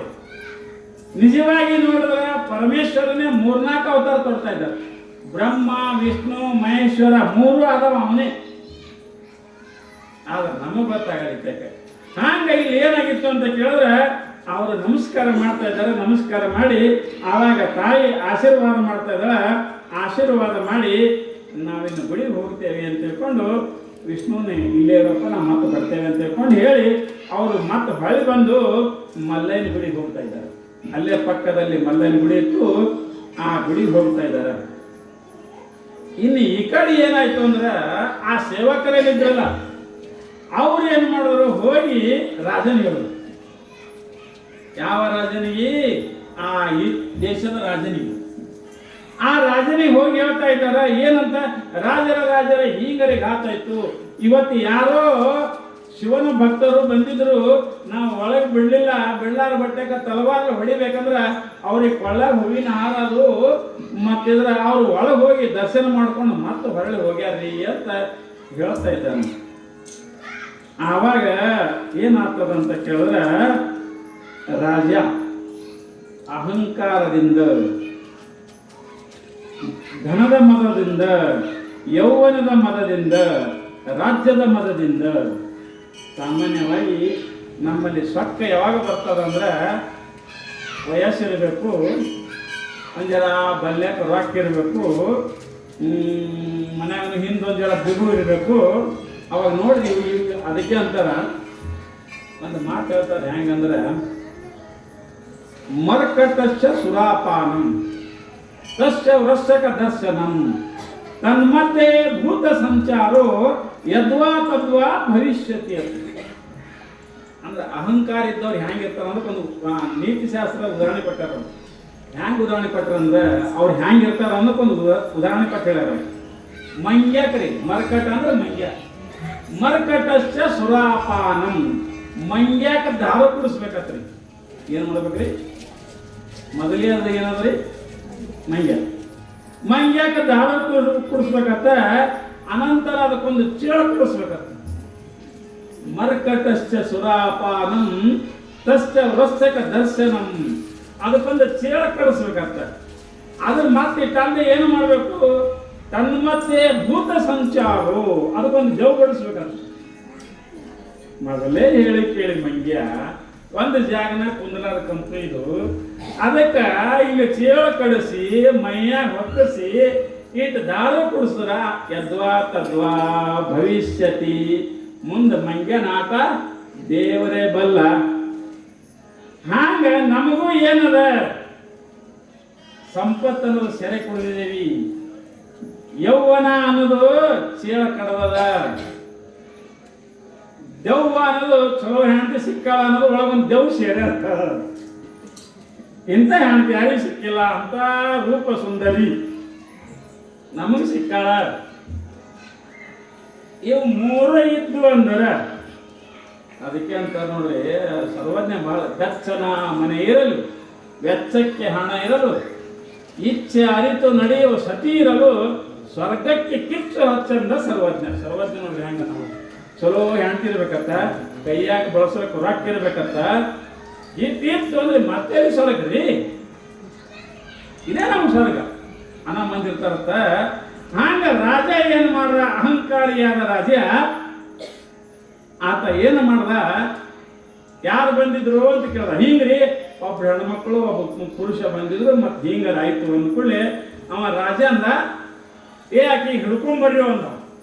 ಮತ್ತೇನಂತಾನ, ನೀವು ಬ್ರಾಹ್ಮಣರು ಯಾರು ಹೋಗ್ಬೇಡ್ರಿ, ಯಾಕಂದ್ರೆ ನಾವು ಉಚ್ಚ ಜಾತಿಯವ್ರು ಇದ್ದೇವೆ, ನಾವು ಯಾರು ಹಿಡ್ಲಿಕ್ಕೆ ಹೋಗೋದು ಬೇಡ. ಅವ್ರಿಗೆ ಹಿಡಿಬೇಕಾದ್ರೆ ಸುಮಾರು ಜಾತಿಯವ್ರಿಗೆ ಕಳ್ಸೋನು, ಕುಂಡ್ರಿಗೆ ಕೂಳೂರಿಗೆ ಭಿಕ್ಷುಕರಿಗೆ ಇವ್ರಿಗೆ ಕಳ್ಸೋನು, ಹೋಗಿ ಹಿಡ್ಕೊಂಡು ಬರ್ಲಿ ಅಂತ ತಿಳ್ಕೊಂಡು ಏನು ಮಾಡ್ತಾನೆ ರಾಜ, ಆಜ್ಞೆ ಹೊಡೆಸ್ತಾನೆ. ಎಷ್ಟು ಮಂದಿ ಕುಂಟ್ರಿದ್ರಿ, ಎಷ್ಟು ಮಂದಿ ಕೂಡ್ರಿದ್ರಿ, ಎಷ್ಟು ಮಂದಿ ಕುಡ್ರಿದ್ರಿ, ಎಷ್ಟು ಮಂದಿ ಅಂಗವಿಕಲರಿದ್ರಿ, ಎಲ್ಲರೂ ಬರಬೇಕು ಅಂತ ಆಜ್ಞೆ ಮಾಡ್ತಾನೆ. ಅಂದ್ರೆ ಅವನಿಗೇನು ಈಕಿಗೆ ಸುಮಾರು ಮಂದಿಗೆ ಹಚ್ಚಿ ಹಿಡಿಸ್ಬೇಕು, ಹಿಂಗೊಂದು ತಲೆ ವಿಚಾರ.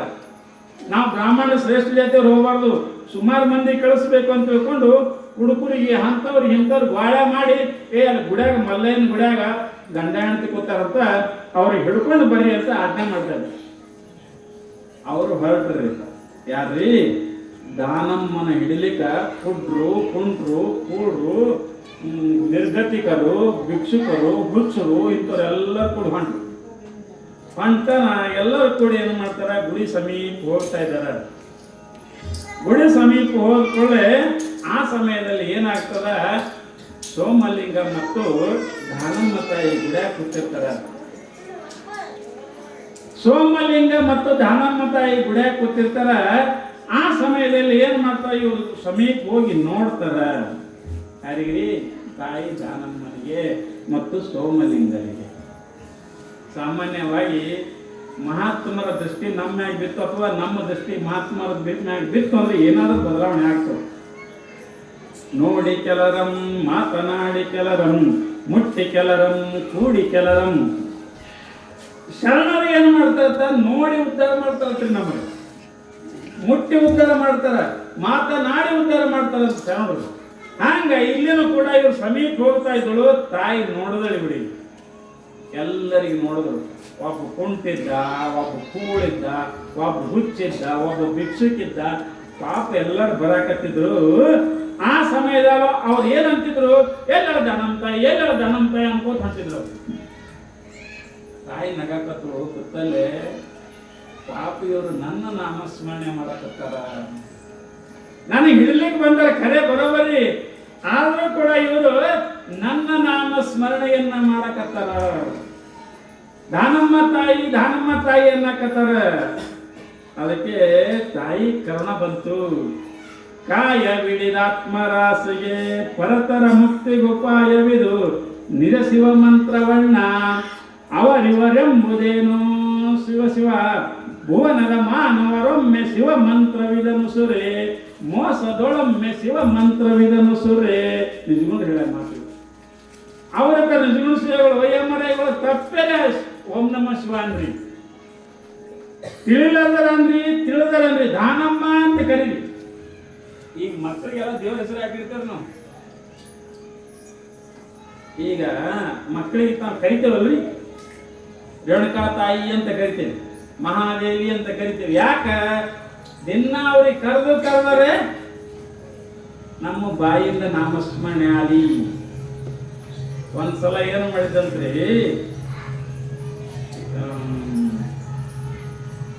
ಹಿರಣ್ಯಕಶ್ಯಪ ತಪಸ್ಸೆಗೆ ಹೋಗಿದ್ದಂತೆ. ತಪಸ್ಸೆಗೆ ಹೋಗಿ ಪರಮಾತ್ಮನನ್ನ ಬ್ರಹ್ಮನನ್ನು ಒಲಿಸಿಕೊಳ್ಬೇಕಂತ ತಪಸ್ಸೆ ಮಾಡಕ್ ಹೋಗಿದ್ದವ. ಆವಾಗ ಏನಾಯ್ತು, ಅವ ಯಾಕೆ ಹಿಡಿದು ಬಡ್ಡಾಕ್ ಕೂತಿದ್ದ, ಅಲ್ಲಿ ಮ್ಯಾಗ ಒಂದು ಏನಾಗಿತ್ತು, ಒಂದು ಕಾಯಿ ಕೂತಿತ್ತು. ಆ ಕಾಯಿ ನಾರಾಯಣ ಅಂತಿತ್ತು. ಈಗ ನೋಡ್ದವ, ಯಾಕಂದ್ರೆ ಹಿರಣ್ಯಕಶ್ಯಪ ನಾರಾಯಣ ಅಂದ್ರೆ ಅವನಿಗೆ ಆಗಿ ಬರಂಗಿಲ್ಲ. ಅವ ಶಿವನ ಭಕ್ತವ, ವಿಷ್ಣುನ ವೈದ್ಯವ. ಇದು ನನ್ನ ವೈದ್ಯನ ಹೆಸರು ತಗೋಲಕತ್ತವ ಅಂತ ಅದು ಕಳಿಸಿ ಮತ್ತೆ ಹಿಂಗೆ ಕೂತಾದ ಮತ್ತೊಂದು ಗಿಡ ಹಾಕೋತಿ ಮತ್ತೆ ನಾರಾಯಣ ಅನ್ಬೇಕು. ಇವತ್ತು ಯಾಕೋ ಮನಸ್ಸು ಸರಿಯಾಗಲ್ಲ, ಅದು ಬದಲಾಗತ್ತದ. ಇನ್ನು ಮನೆಗೆ ಹೋಗ್ಬೇಕಂತ ಮನೆಗೆ ಬಂದಾಗ ಹೆಣ್ತಿ ಕೈಯಾದಿದ್ದಳು. ಯಾಕ್ರಿ ತಪಸ್ಸರ ಮಾಡ್ಲಿಕ್ಕೆ ಹೋದ ಹೇಳಿದ್ರಿ, ಜಲ್ದಿ ಬಂದ್ರಲ್ಲ ಅಂದ್ರಕಿ. ಏನು ಮಾಡ್ಲ, ನಾ ಕೂತು ಬ್ರಹ್ಮನ್ ತಪಸ್ಸರ ಮಾಡ್ಲಿಕ್ಕತ್ತಿದ್ದ, ಮಗಲ ಒಂದು ಕಾಗಿ ಬಂದಿತ್ತು, ಹಿಂಗೆ ಮಾಡ್ಲಿಕ್ಕತ್ತು. ನನಗೆ ಹಸಿವೆ ಊಟ ಕೊಡೋಣ. ಊಟ ಕೊಟ್ಟು ಕೇಳಕತ್ತ, ಯಾಕ್ರಿ ಏನಾಯ್ತ್ರಿ ಅನ್ನ ಅವನಂದ. ಆ ಗಿಡದಾಗ ಕಾಯಿ ಕೂತು ನಾರಾಯಣ ಅಂತಿತ್ತು ಅಂದ. ಆಕೆ ಹೆಣ್ಕಂದಳು, ಈಗೇ ನನ್ನ ಬಾಯಿಯಿಂದ, ನನ್ನ ಗಂಡನ ಬಾಯಿಯಿಂದ ನಾರಾಯಣ ಶಬ್ದ ಬರ್ಬೇಕತ್ತದ. ಹೆಂಗಾರ ಮಾಡಿ ಬಾಯಿಯಿಂದ ಬರಲಿ, ಯಾಕಂದ್ರೆ ನಾರಾಯಣ ಅಂತಿದ್ಲವ, ನಾರಾಯಣ ವೈದ್ಯ ಆಗಿದ್ದವ. ಹ್ಯಾಂಗಾರೆ ಮಾಡಿ ಇವನು ಬಾಯಿಂದ ನಾರಾಯಣ ಅನ್ಬೇಕಂತ ಒಂದು ಅದರ ರೊಟ್ಟಿ ಇಲ್ಲಕ್ಕೆ ಏನತ್ತಿದ್ರಿ ಕಾಗಿ ನಾರಾಯಣ ನಾರಾಯಣ ಒಂದರ ಪಲ್ಯ ಹಚ್ಚಕ್ಕಿ ಮತ್ತು ನಾವು ಅವಾಗಿ ಸಿಗ್ತೇವೆ ನಿಮ್ಮ ಕೈಯಾಗ. ಉಳ್ಕೋ ಟೈಮ್ ನಾವೇನು ಸಿಗಲ್ಲ ಬಿಡಲ್ಲ. ಈ ಗಣಸರ ಕಂಪ್ನಿ ಹಿಂಗೆ ಅದ, ಊಟ ಕೂತಕ್ಷೆ ನೀವು ಏನಾದರೂ ಮಂತ್ರ ಹಾಕಬೇಕಾದ್ರೆ ಅವಾಗ ನಮಗೆ ಮಂತ್ರ ಹಾಕಬೇಕು. ಹಂಗ ಇಲ್ಲಿ ಏನಾಗಿತ್ತು ಅಂತ ಕೇಳಿದ್ರೆ ಗಂಡನನ್ನ ಮನಸ್ಸನ್ನ ಬದಲಾವಣೆ ಮಾಡಲು ತಯಾರು ನೋಡಿ ಶಾನ್ಯದ ಗಂಡನ ಬಾಯಿಯಿಂದ ನಾರಾಯಣ ನಾಮಸ್ಮರಣೆ ಬರಲಿ ಅಂತ ಉದ್ದೇಶ ಇಟ್ಕೊಂಡು ಆಕೆ ಏನಂದ್ರು ಒಂದು ಸ್ವಲ್ಪ ರೊಟ್ಟಿ ಹಚ್ಚಕ್ರಿ ಏನು ಹತ್ತಿದ್ರಿ ನಾರಾಯಣ ನಾರಾಯಣ. ಅವನು ಮರ್ತಾವ, ನಾ ಅನಬಾರ್ದು ಅನ್ನೋದು ಮರ್ತಾನ. ನಾರಾಯಣ ನಾರಾಯಣ. ಪಲ್ಯ ಹಚ್ಚಕ್ಕಿ ಏನು ಹತ್ತಿದ್ರಿ ನಾರಾಯಣ ನಾರಾಯಣ. ಈಗ ಊಟ ಮುಗಿದ್ರಾಗ 108 ಸಲ ಅನ್ಸ್ಕೊಳ್ರಿ ಯಾರು ಕೈಯಾದು. ಹಂಗ ಇಲ್ಲಿನೂ ಕೂಡ ಏನಾಗಿತ್ತು ಅಂತ ಕೇಳಿದ್ರೆ ಆ ಕುಂಟ್ರು ದಾನಮ್ಮ ದಾನಮ್ಮ ದಾನಮ್ಮ ಅನ್ಕೋತ ಬರುವುದರಿಂದ ತಾಯಿಗೆ ಬಹಳ ಸಂತೋಷ ಆಗ್ತದ. ಇವ್ರು ನನಗೆ ಇಡ್ಲಿಕ್ಕೆ ಬಂದಾರ ಖರೆ, ಆದ್ರೂ ಪಾಪ ಇವ್ರದೇನು ತಪ್ಪಿಲ್ಲ, ರಾಜ ಕಳ್ಸೇನೆ. ಮತ್ತು ಅದು ಎಂಥವ್ರಿಗೆ ಕಳ್ಸೇನ, ಕುಂಟ್ರಿಗೆ ಕೂಳೂರಿಗೆ ಹುಚ್ಚೂರಿಗೆ ಇಂಥವ್ರಿಗೆ ಕಳ್ಸೇನ. ಪಾಪ ಇವ್ರೇನು ಮಾಡಬೇಕು ಅಂತ ತಿಳ್ಕೊಂಡು ತಾಯಿ ನೋಡ್ತಾಳೆ. ನೋಡಿ ತಾಯಿ ಕರುಣ ಬರ್ತದೆ. ಪಾಪ ಬಡವರು ದುಡ್ಕೊಂಡು ತಿನ್ಲಿಕ್ಕೆ ಬಂದಾರೆ, ಇವ್ರಿಗೆ ಕಳ್ಸಲ್ಲ ತಿಳ್ಕೊಂಡು ಇವರು ಎಲ್ಲರನ್ನು ಉದ್ಧಾರ ಮಾಡಬೇಕಂತ ತಿಳ್ಕೊಂಡು ತಾಯಿ ಅಲ್ಲೇ ಕೂತ ಜಾಗದಿಂದ ಕೈಯನ್ನು ಆಶೀರ್ವಾದ ಮಾಡ್ತಾ ಇದ್ದಾಳೆ. ನಿಮ್ಗೆ ಯಾರ್ಯಾರು ಕುಂಡ್ರಿದ್ರಿ ಯಾರ್ಯಾರು ಕೂಳಿದ್ರಿ ಎಲ್ಲ ನಿಮ್ಮ ಅಂಗವಿಕಲತೆ ಹೋಗಲಿ ಅಂತ ತಿಳ್ಕೊಂಡು ಆಶೀರ್ವಾದ ಮಾಡ್ತಾ ಇದ್ದಾಳೆ. ಎಲ್ಲರಿಗೆ ಕಾಲು ಬರ್ತಾವ, ಎಲ್ಲರಿಗೆ ಕಣ್ಣು ಬರ್ತಾವ, ಎಲ್ಲರೂ ಹುಚ್ಚುತನ ಹೋಗ್ತಾವ, ಎಲ್ಲರೂ ಚಲೋ ಆಗತ್ತಾರ, ಅರಿವಿ ಮೈ ಮೇಲೆ ಚಲೋ ಆಗ್ತಾವ, ಹುಚ್ಚರಿದ್ದವರು ಚಲೋ ಆಗ್ತಾರ. 8 ಮಂದಿ ಬಂದವರು ಎಲ್ಲರೂ ನೋಡಕ್ಕವೆಲ್ಲ ಚಂದಾಗಿ ಬಿಡ್ತಾರ. ಅವ್ರು ಹಿಂಗೆ ಹೋಗ್ತಾರ, ಏನು ನಮ್ಮ ಮೈ ಮೇಲೆ ಅರಿವಿ ಅಂತ ಅವ್ರು ಕುಂಡಿದ್ದವ ಏನನ್ನ ಕಣ್ಣು ಕಾಣಿಸ್ಲಿಕ್ಕತ್ತವೋ ತಂದ, ಕುಂಡಿದ್ದವಂದ ಏನನ್ನ ಕಾಲು ಬತ್ತೋ ಅನ್ನೋ ಭಾಳ ಸಂತೋಷ ಐತೆ ಎಲ್ಲರಿಗೆ. ಅವ್ರ ಈ ತಾಯಿಯನ್ನು ನೋಡಿರುವುದರಿಂದ, ಈ ತಾಯಿ ಸಮೀಪ ಬಂದಿರುವುದರಿಂದ ನಮ್ಗಿಷ್ಟೆಲ್ಲ ಆಗ್ಯದಂದ್ರೆ ಇಂಥಕ್ಕೆ ಹ್ಯಾಂಗೆ ಹಿಡ್ಕೊಂಡು ಹೋಗೋಣ. ಅವ್ರ ಮನಸ್ಸಿನಾಗ ವಿಚಾರ ಬತ್ರಿ. ಯಾರ ಮನಸ್ಸಿನಾಗ? ಆ ಬಂದವ್ರ ಮನಸ್ಸಿನಾಗ. ಅವ್ರ ಮನಸ್ಸಿನಾಗ ವಿಚಾರ. ರೋಗಿಗಳು ಬಂದಿದ್ರು, ರೋಗಿನೂ ಹೋಯ್ತು, ಕೈನೂ ಬತ್ತು, ಕಣ್ಣನು ಬತ್ತು, ಎಲ್ಲನೂ ಬಂತು. ಅವ್ರಂತಾರ ಇವ ರಾಜ ನಮ್ಗೆ ಏನಂದ್ರೆ ಅನ್ನಲೆಕ್ಕ, ಈಕಿ ಒಯ್ಯದ ಬೇಡ, ತಾಯಿ ಕರ್ಕೊಂಡು ಹೋಗೋದು ಬೇಡ ಅಂತ ತಿಳ್ಕೊಂಡು ಎಲ್ಲರೂ ನಮಸ್ಕಾರ ಮಾಡ್ತಾ ಇದ್ದಾರೆ. ತಾಯಿಗೆ ಸೋಮನಾಥನಿಗೆ ನಮಸ್ಕಾರ ಮಾಡ್ತಾ ಇದ್ದಾರೆ. ಯಪ್ಪ ನಿಮ್ಮಿಬ್ಬರಿಂದ ಇವತ್ತು ನಮಗೆ ಕಣ್ಣು ಬಂದು ಕಾಲು ಬಂದು ನಮ್ಮ ರೋಗ ಹೋಯ್ತು ಅಂತ ತಿಳ್ಕೊಂಡು ಉದ್ಧಾರ ಆದೇವಿ ಅಂತ ತಿಳ್ಕೊಂಡು ಎಲ್ಲರೂ ಹೋಗಿ ಏನು ಮಾಡ್ತಾ ಇದ್ದಾರೆ, ಹೊಳ್ಳಿ ಹೋಗಿ ರಾಜನಿಗೆ ಹೇಳ್ತಾ ಇದ್ದಾರೆ. ಏನಂತ, ರಾಜ ನೀವೆಲ್ಲ ಹೇಳಿದ್ರಿ ಖರೆ ನಮ್ಮ ಕಡೆಯಿಂದ ಕರ್ಕೊಂಡು ಬರೋದಾಗಲ್ಲ ಅಂತ ಹೇಳ್ತಾರ. ಹೇಳೋದ ಕೂಡಲೇ ಆವಾಗ ರಾಜ ಏನು ಮಾಡ್ತಾ ಇದ್ದಾನ, ಧಾಬ್ ಹೇಳ್ತಾನ. ಯಾಕೋ ನೀವು ಈ ಸಂಬಂಧ ಹೋಗಿ ಬರೇ ಒಂದು ಇಬ್ಬರಿತಾರೆ, ನಾವು ನಮ್ಮ ಕಡೆಯಿಂದ ಆಗಲ್ಲ ರಾಜರಂತ. ಬೇಕಾದ್ರೆ ನೀವು ಹೋಗಿ ಕರ್ಕೊಂಡು ಬರ್ರಿ, ನಮ್ಮ ಕಡೆಯಿಂದ ಆಗಲ್ಲ ಅಂತವ್ರು. ಯಾಕಂದ್ರೆ ಅವರೆಲ್ಲ ನೋಡಿರ್ತಾರ ತಾಯಿ ಪವಾಡ. ಆವಾಗ ರಾಜ ಏನು ಮಾಡ್ತಾ ಇದ್ದಾನಂತ ಕೇಳಿದ್ರೆ, ಇನ್ನು ನಾನೇ ಹೋಗ್ಬೇಕು ಅಂತ ತಿಳ್ಕೊಂಡು ರಾಜ, ಮಂತ್ರಿ, ಪುರೋಹಿತ, ಸೇನಾಪತಿ ಮತ್ತು ಆ ಎಲ್ಲ ಅವನು ಸೈನಿಕರು, ಕೆಲವೊಂದು ಸೈನಿಕರು ತಗೊಂಡು ರಾಜನೇ ಹೋಗ್ತಾನೆ ಹಿಡ್ಕೊಂಡು ತರಬೇಕಂತ ತಿಳ್ಕೊಂಡು. ಆಕೆ ಬುದ್ಧಿ ಕಲಿಸ್ಬೇಕು.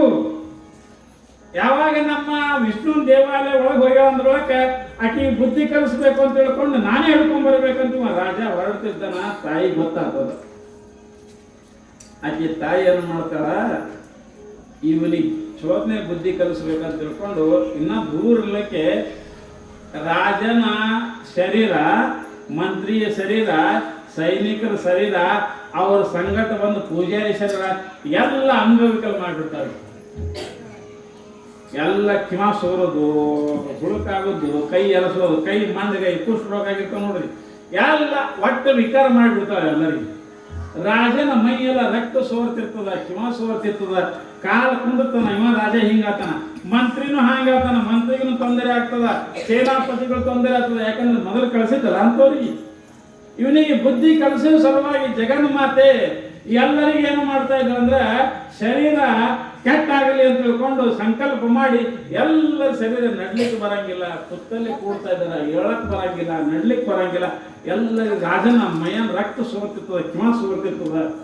ಅವ ರಾಜ ಕಟ್ಟಿದವನು ಹಂಗೇ ಸಮೀಪ ಬರ್ತಾ ಇದ್ದಾನ, ನಡಲಿಕ್ಕೆ ಬರೋದು ಮುಂದೆ ರಾಜನಿಗೆ. ಅವು ಇನ್ನೊಂದು ಸ್ವಲ್ಪ ದೂರ ಇದ್ರು, ಎಲ್ಲರೂ ಅಲ್ಲಿ ಕೂಡಕತ್ರು, ರಾಜ ಕೈ ಹಿಡಿದು ಎಬ್ಸಕತ್ರು. ಅವ ರಾಜ ನೋಡಿ ಏನಂದ, ನಾವು ಏನೋ ತಪ್ಪು ಮಾಡಿದ್ದೇವೆ. ಯಾಕ ಈ ಗುಡಿ ಸಮೀಪ ಬಂದ ಬಳಕ ಹಿಂಗಾಗ್ಯದ ಅಂದ ಬಳಕ ಆ ಹೆಣ್ಮಗಳಿಂದೇ ಆಗಿರಬೇಕು. ಈಕಿ ಸಾಮಾನ್ಯ ಹೆಣ್ಮಗಳೆಲ್ಲ ನಾವು ಏನೋ ತಪ್ಪು ತಿಳ್ಕೊಂಡು ಹಿಂಗೆ ಮಾತಾಡಿದೇವಿ, ಈಕಿ ನಿಜವಾಗಿ ಜಗನ್ನ ಮಾತೆ ಇರಬೇಕು, ಆದಿಶಕ್ತಿ ಇರಬೇಕಂತ ರಾಜನಿಗೆ ಗೊತ್ತಾಗ್ತದ. ಆ ರಾಜ ಏನ್ ಮಾಡ್ತಾನ, ತಮ್ಮ ಸೇನಾಪತಿ ಹೇಳ್ತಾನ, ನನಗೆ ಅಕ್ಕಿ ಎತ್ಕೊಂಡು ಹೋಗಿರುವ ಆಕಿನ ಬೆಲ್ಲೆಕ ಅಂತ, ತಾಯಿ ಬೆಲ್ಲೆಕ, ಆಕಿನ ಪಾದ ಬೆಲ್ಲೆಕ ಎತ್ಕೊಂಡು ಹೋಗಿರುವ ಅಂತ ಹೇಳ್ತಾ ಇದ್ದಾನ. ಎಲ್ಲ ಸೈನಿಕರು ಕೈ ಹಿಡ್ಕೊಂಡು ರಾಜ ಹೇಳ್ಕೋತ್ ಒಯ್ತಾರ, ಒಯ್ದು ಆ ತಾಯಿ ಪಾದ ಮ್ಯಾಗ ಹಾಕತಾ ಇದಾರ. ಆವಾಗ ರಾಜ ಒಂದೇ ಸಲ ಹೇಳ್ತಾ ಇದ್ದಾನ, ತಾಯಿ ನಂದು ತಪ್ಪಾಯ್ತು, ಯಾವ ಜಗನ್ಮಾತೆ ನಂದು ತಪ್ಪಾಯ್ತು, ನೀ ಯಾರು ಅಂತ ತಿಳಿದಿದ್ದೆ, ನಾನು ತಪ್ಪು ಮಾಡಿದೆ ಅಂತ ತಿಳ್ಕೊಂಡು ಏನಂತಾನ ರಾಜ ಅಳ್ತಾ ಇರ್ತಾನ. ಆವಾಗ ತಾಯಿ ಅಂತಾಳ, ರಾಜ ಅಳಬೇಡ, ಹೇಳು, ನಿನಗ ಬುದ್ಧಿ ಕಲಿಸೋ ಸಲುವಾಗಿ, ನಿನಗೆ ಜ್ಞಾನ ಮಾಡೋ ಸಲುವಾಗಿ ಇದೊಂದು ನಾನು ನಿನಗೆ ಸನ್ನಿವೇಶ ಕೊಟ್ಟಿದ್ದೆ. ನಿನ್ನ ಶರೀರ ಯಾಕೆ ಹಿಂಗಾಯ್ತು ಅಂದ್ರೆ ನಿನಗೆ ಅರುವಾಲಿ, ನಿನಗೆ ಗೊತ್ತಾಲಿ ಅಂತ ನಾನಿದು ಮಾಡಿದ್ದೆ. ನೀ ಏನು ಮಾಡಿದ್ದಿ, ನಿನ್ನ ದೇವಸ್ಥಾನದಾಗ ಉಳಿದವರು ಯಾರು ಬರಬಾರದು ಅಂತ ಆಜ್ಞೆ ಮಾಡಿದಲ್ಲ. ಆವಾಗ ಕೇಳ್ತಾರ ರಾಜ, ದೇವಸ್ಥಾನ ಎಲ್ಲರಿಗೂ ಒಂದೇ ಅದ, ದೇವಸ್ಥಾನದಲ್ಲಿ ಎಲ್ಲರಿಗೂ ಹೋಗುವ ಅಧಿಕಾರ ಅದ. ಪರಮಾತ್ಮ ಒಬ್ಬನೇ ಅದನ, ಶಿವ ಬೇರೆ ಇಲ್ಲ, ಭಗವಂತ ಬೇರೆ ಇಲ್ಲ, ವಿಷ್ಣು ಬೇರೆ ಇಲ್ಲ. ಏಕೋ ದೇವ ಸರ್ವಭೂತೇಶು ಗೂಢ ಸಾಕ್ಷಿ ಚೇತನ ಕೇವಲೋ ನಿರ್ಗುಣಶ್ಚ. ಹೇಳ ಮಾತು ಏ ರಾಜ, ಪರಮಾತ್ಮ ಒಬ್ಬನೇ ಅದನ, ದೇವರು ಒಬ್ಬನೇ ಅದನ, ಮತ್ತವ ಏನದ, ಎಲ್ಲ ಜೀವಿಗಳಲ್ಲಿ ಅವನೇ ಅದನ. ಮತ್ತೆ ಈ ಜಾತಿ ಏನದಪ್ಪ, ನಾವು ಬ್ರಾಹ್ಮಣರು ಅಂತೀರಿ, ನಾವು ಉಚ್ಚ ಜಾತಿಯವರು ಅಂತೀರಿ, ಎಲ್ಲದ ಉಚ್ಚ ಜಾತಿ ಅಂತ ಕೇಳ್ತಾ ಇದ್ದಾರ ತಾಯಿ. ನಿಜವಾಗಿ ನೋಡಿದ್ರೆ ಶಿವ ವಿಷ್ಣು ರುದ್ರ ಇವರು ಎಲ್ಲರೂ ಹೆಂಗ ಅಂತ ಕೇಳಿದ್ರೆ ಒಂದೇ ಅದರ. ಆದ್ದರಿಂದ ರಾಜ, ನೀನು ಏನು ಮಾಡು, ನೀನು ಇದೆಲ್ಲವನ್ನ ಬಿಟ್ಟು ಬಿಡು, ನಮ್ಮ ವಿಷ್ಣುವೇ ಶ್ರೇಷ್ಠ ಅಂತ ತಿಳ್ಕೊಂಡು ಬೇಕಾದ್ರೆ ಅದೇ ಗುಡಿಗೆ ನಡಿ, ಆ ವಿಷ್ಣುವಿಗೆ ಕೆಳಗೆ ಹೋಗಿ ಅಂತ ತಿಳ್ಕೊಂಡು ಆ ತಾಯಿ ಏನು ಮಾಡ್ತಾಳ, ಆಶೀರ್ವಾದ ಮಾಡಿ ಎಲ್ಲರಿಗೆ ಮೊದಲಿನಂಗೆ ಶರೀರ ಮಾಡಿಕೊಂಡು ಆ ರಾಜನ ಜೊತೆಗೆ ಗುಡಿಗೆ ಹೋಗ್ತಾ ಇದ್ದಾಳೆ. ಮತ್ತೆ ಅಂದ್ರೆ ಅದೇ ಕೇಳಿಸ್ಕೊಡ್ಬೇಕಲ್ಲ ವಿಷ್ಣುವಿನ ಮುಖಾಂತರ. ಆ ಕರ್ಕೊಂಡು ರಾಜನಿಗೆ ಕರ್ಕೊಂಡು ಮಂತ್ರಿಗಳನ್ನ ಕರ್ಕೊಂಡು ಅದೇ ಗುಡಿಗೆ ಹೋಗ್ತಾರೆ. ಕಾಂಚಿಯಲ್ಲಿರುವಂತ ಶಿವಕಾಂಚಿ ಗುಡಿಗೆ ಹೋಗ್ತಾ ಇದ್ದಾರೆ. ಹೋಗಿ ಒಳಗೋಗಿ ಎಲ್ಲರ ಕೈ ಮುಗಿತಾ ಇದ್ದಾರೆ. ಕೈ ಮುಗಿದ ಕೂಡಲೇ ಆವಾಗ ವಿಷ್ಣು ಭಗವಂತ ಗುಡಿಯೊಳಗ ಪ್ರತ್ಯಕ್ಷನಾಗಿ ಅವ ಹೇಳ್ತಾ ಇದ್ದಾನ. ಏನಂತ ಹೇಳ್ತಾ ಇದ್ದಾನ, ರಾಜ, ನಾನು ಬೇರೆ ಅಲ್ಲ, ಜಗನ್ಮಾತೆ ಬೇರೆ ಅಲ್ಲ, ಶಿವ ಬೇರೆ ಅಲ್ಲ, ವಿಷ್ಣು ಬೇರೆ ಅಲ್ಲ, ನಾವೆಲ್ಲರೂ ಒಂದೇ ಸ್ವರೂಪಿಗಳು. ತಾಯಿನೇ ನಾನು, ನಾನೇ ತಾಯಿ ಇದ್ದೀನಿ. ರುದ್ರ ವಿಷ್ಣು ಶಿವ ಎಲ್ಲರೂ ನಾವು ಒಂದೇ ಇದ್ದೇವೆ. ನೀವು ಕೇವಲ ಮಾನವರು ಮಾತ್ರ ಹಿಂಗೆ ಮಾಡಕತ್ತೀರಿ.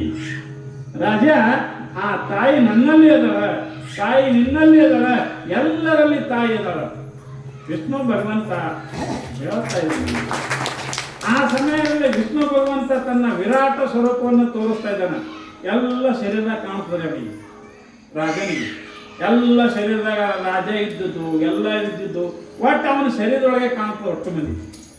ಆವಾಗ ಹೇಳ್ತಾ ಇದ್ದಾನೆ, ರಾಜ, ನಿನಗೆ ಜ್ಞಾನ ಇಲ್ಲ ಬಿಟ್ಟಕ್ಕೆ ಹೀಗೆ ಇದೆ, ಎಲ್ಲರಲ್ಲಿ ನಾನೇ ಇದ್ದೀನಿ ಅಂತ ಹೇಳ್ತಾರೆ. ಅದಕ್ಕೆ ಬಸವಣ್ಣವ್ರು ಎತ್ತೆತ್ತ ನೋಡಿದತ್ತ ನೀನೇ ದೇವ, ಸಕಲ ವಿಸ್ತಾರದ ರೂಹು ನೀನೇ ದೇವ, ವಿಶ್ವತೋ ಚಕ್ಷು ನೀನೇ ದೇವ. ಈಗ ನೋಡ್ರಿ, ದೇವರ ಏನ್ ಮಾಡ್ಯಾನಂದ್ರ ಪ್ರಾಣಿಗಳ ಗುಂಪ ಅಂತ ಬಂದ್ ಮಾಡ್ಯಾನ, ಹೌದಿಲ್ರಿ? ಒಂದು ನಿಮ್ಗೆ ಈ ಭಾಷೆದಾಗ ಬಂದ್ರೆ ಗೊತ್ತಾಗ್ತದ. ಮತ್ತು ನಾವು ಮ್ಯಾಗ ಹಾರಾಡ್ಲಿಕ್ಕಂತಂದ್ರೆ ವಿಮಾನ ಹಾರಾಡ್ದಂಗೆ ಆಗ್ತದೆ. ಸುಮ್ಮನೆ ಈಗ ನೋಡ್ಕೊಂತೀನಿ, ನಿಮ್ಮ ಭಾಷೆದಾಗೆ ಬರಬೇಕು. ದೇವರ ಪ್ರಾಣಿಗಳ ಗುಂಪು ಒಂದು ಮಾಡ್ಯಾನ, ಹೌದಿಲ್ರಿ? ಅಲ್ಲಿಂದ ಎರಡನೇದಾಗಿ ಏನು ಮಾಡ್ಯಾನ? ಪಕ್ಷಿಗಳ ಗುಂಪು ಮಾಡ್ಯಾನ, ಹೌದಿಲ್ರಿ? ಪಂಕ ಹಾಡಿರ್ತಾವ, ಅದು ಒಂದು ಗುಂಪು ಮಾಡ್ಯಾನ. ಮೂರನೇದಾಗಿ ಏನು ಮಾಡ್ಯಾರ? ಮನುಷ್ಯ ಗುಂಪು ಮಾಡ್ಯಾನ, ಹೌದಿಲ್ರಿ? ನಾನು ನಿಮಗೆ ಕೇಳ್ತೀನಿ, ಎಲ್ಲ ನಾವು ಮನುಷ್ಯರಲ್ಲ, ಏನ ಎಲ್ಲರಿಗೆ ಕಣ್ಣೀಸ್ ಅದಾವ್ರಿ? ಏನ್ ಮೂರದವ್ರು? ಎಲ್ಲರಿಗೆ ಬಾಯಿ ಇಟ್ಟದವ, ಕಿವಿ ಇಟ್ಟ ಎಲ್ಲರಿಗೆ, ಕೈ ಎಸವ ಅದಾವಿಲ್ಲ? ಮತ್ತು ಎಲ್ಲರಿಗೂ ಒಂದೇ ಒಂದ್ರ ಮತ್ತೆ ಯಾರು ಶ್ರೇಷ್ಠ ಯಾರು ಕನಿಷ್ಠ? ಇದ್ರೊಳಗೆ ವಿಚಾರ ಮಾಡಿ. ಎಲ್ಲರಿಗೆ ಅಟ್ಟೆ ಕಣ್ಣು ಕೊಟ್ಟನ, ಎಲ್ಲರಿಗೆ ಅಟ್ಟೆ ಬಾಯಿ ಕೊಟ್ಟನ, ಎಲ್ಲರಿಗೆ ಅಟ್ಟೆ ಮೂಗು ಕೊಟ್ಟನ, ಎಲ್ಲರಿಗೆ ಕಿವಿ ಅಟ್ಟೆ ಕೊಟ್ಟನ, ಎಲ್ಲರಿಗೆ ಕೈ ಅಟ್ಟೆ ಕೊಟ್ಟನ. ಎಲ್ಲರ ಶರೀರದೊಳಗೆ ಅವನೇ ಅದಾನ. ಮತ್ತೆ ಹೌದು ಬಿಡ್ರಿ, ಎಲ್ಲರ ಶರೀರದಾಗ ರಕ್ತ ಯಾವ್ದವ್ರಿ? ನಿಮಗೂ ಮಾಡ್ಕೊಂಡಿರಿ, ರಕ್ತನು ಅವನೇ ಮಾಡ್ಯಾನ, ಒಳಗೆ ಎಲ್ಲ ಸಾಮಾನು ಅವನೇ ಹಾಕ್ಯಾನ. ಎಲ್ಲ ಸಾಮಾನು ಹಾಕಿ ಮ್ಯಾಗ ಒಂದು ಕಳ್ಳೊಂದು ತಗಲ ಒಂದು ಕಾಗದ ಹಚ್ಚದ. ಕೆಲವೊಬ್ರಿಗೆ ಕೆಂಪು ಮಾಡ್ಯಾನ, ಕೆಲವೊಬ್ರಿಗೆ ಕರ್ರ ಮಾಡ್ಯಾನ, ಕೆಲವೊಬ್ರಿಗೆ ಬೆಳ್ಳು ಮಾಡ್ಯಾನ. ಮೇಡಮ್, ಕೆಲವೊಬ್ರು ಹೆಣ್ಮಕ್ಳು ಕೆಂಪು ಇರ್ತಾರಲ್ಲ, ಕೆಲವೊಬ್ರು ಹೆಣ್ಮಕ್ಳು ಕರ್ರಾಗಿರ್ತಾರ. ಗಣಸರಿಗೆ ಅಂದ್ರೆ ಕರಿಗೆ ಮಾಡ್ಯಾನ. ಮ್ಯಾಗ ಒಂದು ಕಾಗದ ಹಚ್ಚನ, ಎಲ್ಲ ಮಾಡ್ಯಾನ, ಒಳಗೆಲ್ಲ ತುಂಬ್ಯಾನ. ಎಲುವ ತಗಲ, ಮೆತ್ತದ ಅಡಿಕೆ, ಮೂತ್ರದ ಕುಡಿಕೆ, ಎಲುವಿನ ತಡಿಕೆ, ಕೀವದ ಹಡಿಕೆ, ಸುಡಲಿದೆ ಹವ. ಅಕ್ಕ ಮಾದೇವಿಗೆ ಒಬ್ಬ ಸನ್ಯಾಸಿ ಬೆನ್ನ ಹತ್ತಕ್ಕೆ ಈ ಮಾತಂದ ಅಂದಾಳ ಅಕ್ಕ ಮಾದೇವಿ. ಹುಟ್ಟು ಸನ್ಯಾಸಿ, ಅವ ಸನ್ಯಾಸಿ ಇದ್ರಿ. ಅವ ಸನ್ಯಾಸಿದ್ದ ತಾಯಿಯ ಜೊತೆಗೆ ಕೂಡಬೇಕು, ಎಲ್ಲಾದ್ರೂ ಗುಡಿಯಲ್ಲಿ ಹಾಕಿನ ಬೆನ್ನತ್ತಿ ಏನಾದ್ರು ಮಾಡ್ಬೇಕಂತ ಬೆನ್ನತ್ತಿದ್ದ. ನೋಡಿದ್ರು ಅಕ್ಕ, ಹುಟ್ಟು ಸನ್ಯಾಸಿ, ನೀ ಸನ್ಯಾಸಿ ಆಗಿದಿ, ಕೆಂಪು ಬಟ್ಟೆ ಹಾಕಿದಿ, ಮತ್ತೆ ಒಳಗೆ ಈ ವಿಚಾರ ಮಾಡ್ತಿ, ನೀ ಯಾವಾಗ ನೋಡಿ ಬೆನ್ನು ಹತ್ತಿದೋ ಕಳ್ಳ ಸನ್ಯಾಸಿ ಅನ್ನೋಗಿ. ಅಮೆದ್ದದ ಅಡಿಕೆ, ಮೂತ್ರದ ಕುಡಿಕೆ, ಎಲುವಿನ ತಡಿಕೆ, ಕೀವದ ಹಡಿಕೆ, ಸುಡಲಿ ದೇಹವ ಒಡಲ ವಿಡಿದು ಕೆಡದಿರು, ಚನ್ನ ಮಲ್ಲಿಕಾರ್ಜುನನ ಅರಿಮರುಳೆ. ಹುಚ್ಚ ಮರಳೆ ಅಂದ್ರೆ ಹುಚ್ಚ. ಹುಚ್ಚ ಸನ್ಯಾಸಿ, ಇದ್ರೊಳಗೆ ಏನದ? ಒಳಗ ಕಾಲು ಮಡಿದ ಒಂದು ಇದು ಕುಳ್ಳ್ಯದ, ಒಳಗೆ ರಕ್ತದ, ಮಾಂಸದ, ಹೊಲಸದ ಅದ ಇಲ್ಲ, ಎಲ್ಲ ಒಳಗೆ ಹೊಲಸದ. ಹೊಲಸಿಟ್ಟು ಮ್ಯಾಗ ಏನ್ ಮಾಡ್ಯಾನ? ಇದಕ್ಕೆ ನೋಡಿ ಬೆನ್ನ ಹತ್ತಿದ್ದು ಹ್ಯಾಂಗ ಬೈದನ. ಹಾಗೆ ಏನಾಗಿತ್ತು ಅಂತ ಕೇಳಿದ್ರೆ, ವಿಚಾರ ಮಾಡಿ ನೋಡಿದ್ರೆ ನಮ್ಮೆಲ್ಲರ ಶರೀರ ಎದುರಿಂದಾಗ್ಯದ. ಎಲ್ಲ ಮಾಡ್ದ ಅವನೇ, ಹೌದಿಲ್ರಿ? ನಾ ಎದಕ್ಕೆ ಹೇಳಕತ್ತಿದ? ಮನುಷ್ಯರ ಗುಂಪ. ಈಗ ಗೊತ್ತಾಯ್ತಲ್ಲ, ಎಲ್ಲರೂ ನಾವು ಒಂದೇ. ಮತ್ತೆ ಎಲ್ಲರೂ ಒಂದೇ ಅಂದ್ರೆ ಇಲ್ಲಿ ನಾವು ದೊಡ್ಡವರು, ನಾವು ಸಣ್ಣವರು, ನಾವು ಆ ಜಾತಿಯವರು, ನಾವು ಈ ಜಾತಿಯವರು ಎಲ್ಲಿ ಬರ್ತವ್ರಿ? ಹೋಗಲಿ ಬಿಡ್ರಿ. ಈಗ ನಾವು ಆ ಜಾತಿಯವರು ಅಂತ ಹೇಳಿದವ್ರು ಯಾರು? ನಮಗೆ ನಾನು ಹೇಳ್ತು ಬಿಡ್ರಿ, ನೀವು ಬದಲು ಬಿಡ್ರಿ. ನಮ್ಮ ಅವ್ವಪ್ಪ ಹೇಳ್ತಾರೆ, ಹೌದಿಲ್ಲ? ನೀವು ಲಿಂಗಾಯತರು, ನಮ್ಮ ಅಪ್ಪ ಹೇಳ್ಕೊಂಡು ನಾ ಏನಂದ್ರೆ ಯಾರು ಕೇಳೋದು ನಾವು ಸುಮ್ಮನೆ ಲಿಂಗಾಯತ ಅನ್ಕೋತಾವ. ನನಗೇನು ಗೊತ್ತಲ್ಲ. ನಮ್ಮ ಅವ್ವ ಅಪ್ಪಗರೆ ಮೊದಲು ಯಾರು ಹೇಳ್ಯಾರ? ಅವ್ರ ಅವ್ವ ಅಪ್ಪ. ಹಂಗೆ ಹಿಂದೂರಿ ಅವ್ರ ಅಪ್ಪ ಅವಗರೆ ಯಾರು ಹೇಳ್ಯಾರ? ಎಲ್ಲಕ್ಕಿಂತ ಮೊದಲು ಹೋರಿ ಅವ್ರಿಗೆ ಯಾರು ಹೇಳ್ಯಾರ? ಹೇಳ್ಯಾರಂದ್ರೆ ಯಾರು? ಏನು ದೇವ್ರು ಹೇಳೋಣ? ಏನು ದೇವ್ರ ಕೊಳ್ಳಾಗ ಒಂದು ಬೋರ್ಡ್ ಹಾಕ್ಯಾನ ಬರ ಮುಂದೆ, ಇವನಿಗೆ ಚಂದ್ರಶೇಖರ ಅಂತ ಕರೀರಿ, ಲಿಂಗೈಶ್ರಮ ಅಂತ ಕರೀರಿ ಅಂತದ್ದು ಏನು ಬೋರ್ಡ್ಗೆ ಹಾಕ್ಯಾನ. ತಾಯಿ ಹೊಟ್ಟೆ ಅಂತ ಬರ ಮುಂದೆ ಏನು ಬೋರ್ಡ್ ಹಾಕೊಂಡು ಬಂದಿರಿ.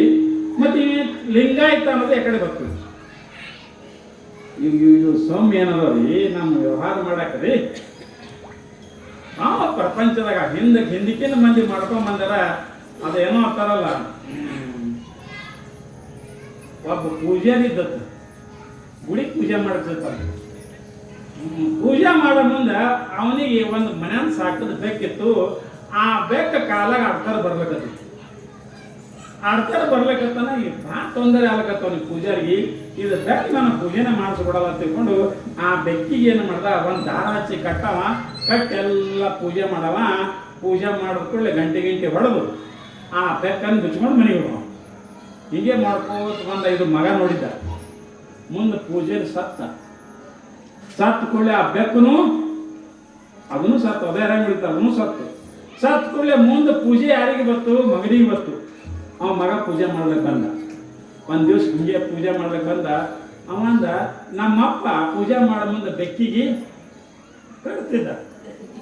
ಮತ್ತೀಗ ಬೆಕ್ಕರ ಇಲ್ಲ, ಯಾಕಂದ್ರೆ ನಮ್ಮಪ್ಪ ಮಾಡ ಹಿಂದಕ್ಕೆ ಈಗ ನಾನು ಕಟ್ಟಬೇಕು ಬೇಕಂದ. ಮನ್ಯಾಗ ಬೆಕ್ಕಿಲ್ಲದಿದ್ದರೂ ಹೊರಗಿಂದ ಒಂದು ಬೆಕ್ಕು ತಮ್ಮಂದ. ಬೆಕ್ಕು ತಂದು ಅದಕ್ಕೆ ಪಳ್ಳಿಗೆ ದಾರ ಕಟ್ಟಿ ಅಲ್ಲೇ ಗುಡ್ಯಾಗ ಕಟ್ಟವ, ಪೂಜೆ ಮಾಡವ, ಎಲ್ಲ ಹೂ ಏರಿಸಿ ಹಿಂದೆಗಡೆ ಗಂಟಿ ಹೊಡೆದು. ಗಂಟಿ ಯಾಕೆ ಹೊಡಿತೇವ ಅನ್ನೋದು ಗೊತ್ತಿಲ್ಲ, ಸ್ವಲ್ಪ ಗಂಟಿ ಹೊಡೆದೆ. ಗಂಟಿ ಅಂದ್ರೆ ನೀ ಮಾಡಿದ್ದೆಲ್ಲ ಕಾಲೇ. ಗಂಟಿ ಹೊಡೆದು ಬೇಕಾದ್ರೆ ನೋಡ್ಬೇಕು, ಗಂಟಿ ಹೊಡಿತಾರೆ. ಪೂಜೆ ಭಾರಿ ಮಾಡ್ತಾರ ಅವ್ರು ಮನ್ಯಾಗ ನೋಡ್ಬೇಕು. ಈ ಕೈಯಾಗ ಉದ್ಬತ್ತಿ ಹಿಡಿದಿರ್ತಾರ, ಈ ಗಂಟಿ ಹಿಡಿದಾರೆ. ಜಲ್ದಿ ನಾಷ್ಟ ಮಾಡೋಣ ಅಂಗಡಿ ಗೊತ್ತಾ? ಹೊಡಿದಪ್ಪ ಗಂಟಿ. ಆ ಗಂಟಿ ಹೇಳ್ತದ ನೀ ಮಾಡುದೆಲ್ಲ, ಗಂಟಿ ಹೇಳ್ತದ ನಮಗೆ ನೀ ಮಾಡುದೆಲ್ಲ ಖಾಲಿರೋ ಯಪ್ಪ. ನೀನ್ ಬಾಯಿಗೆ ಏನಲ್ಲಕತ್ತೀವಿ, ನಾಷ್ಟ ಮಾಡಿ ಜಲ್ದಿ ಮಾಡೋಣಕತ್ತೀವಿ. ಕೈಯಾಗಲೇ ಬೆಳಗತ್ತಿ, ಗಂಟಿಯೇ ಹೊಡಿತಿ, ಬಾಯಿಲೇನಂತಿ ಹೆಂಡತಿ ನಾಷ್ಟ ಮಾಡು ಅಂತ ಹೇಳಕತ್ತೀವಿ. ಇದಂತ ಪೂಜೆಯು. ಹಂಗ ಇಲ್ಲಿ ಏನಾಗ್ಯದ ಅಂತ ಕೇಳಿದ್ರೆ, ನಾವು ಎಲ್ಲಕ್ಕಿಂತ ಬಡ್ಡಿಗೆ ಹೋದೇವಂದ್ರೆ ನಮಗೆ ಹೇಳಕ್ಕೆ ಬರಲ್ಲ ನಾವು ಯಾವ ಜಾತಿಯವರು.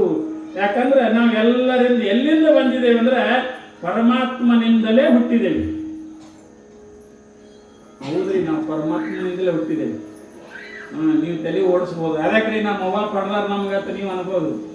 ಯಾಕಂದ್ರೆ ಒಳಗೆ ಹುಷಾರಿದ್ದವ್ರು ವಿಚಾರ ಮಾಡ್ತಾರೆ. ಆದ್ರೆ ನಮ್ಮ ಅವ್ವ ಅಪ್ಪನ ಹರದರ ಕಡೆ. ಆದ್ರೆ ಹೆಂಗಾಗ್ಯದಂದ್ರೆ ನಮ್ಮ ಅವ್ವ ಅಪ್ಪನ ಮುಖಾಂತರ ಬಂದಿದ್ದೇವೆ ನಾವು. ಮೊದಲು ಇದ್ದೇವೆ ನಾವು. ಈಗ ನೋಡ್ರಿ, ಇಲ್ಲಿದಿಂದ ತಿಕೋಟಕ್ಕೊಂದು ಬಸ್ ಹೋಗ್ತಿತ್ತು ತಿಳ್ಕೊರಿ. ಬೆಳಗಾವಿನಿಂದ ಬರ್ತಿತ್ತು ಬಸ್ಸ.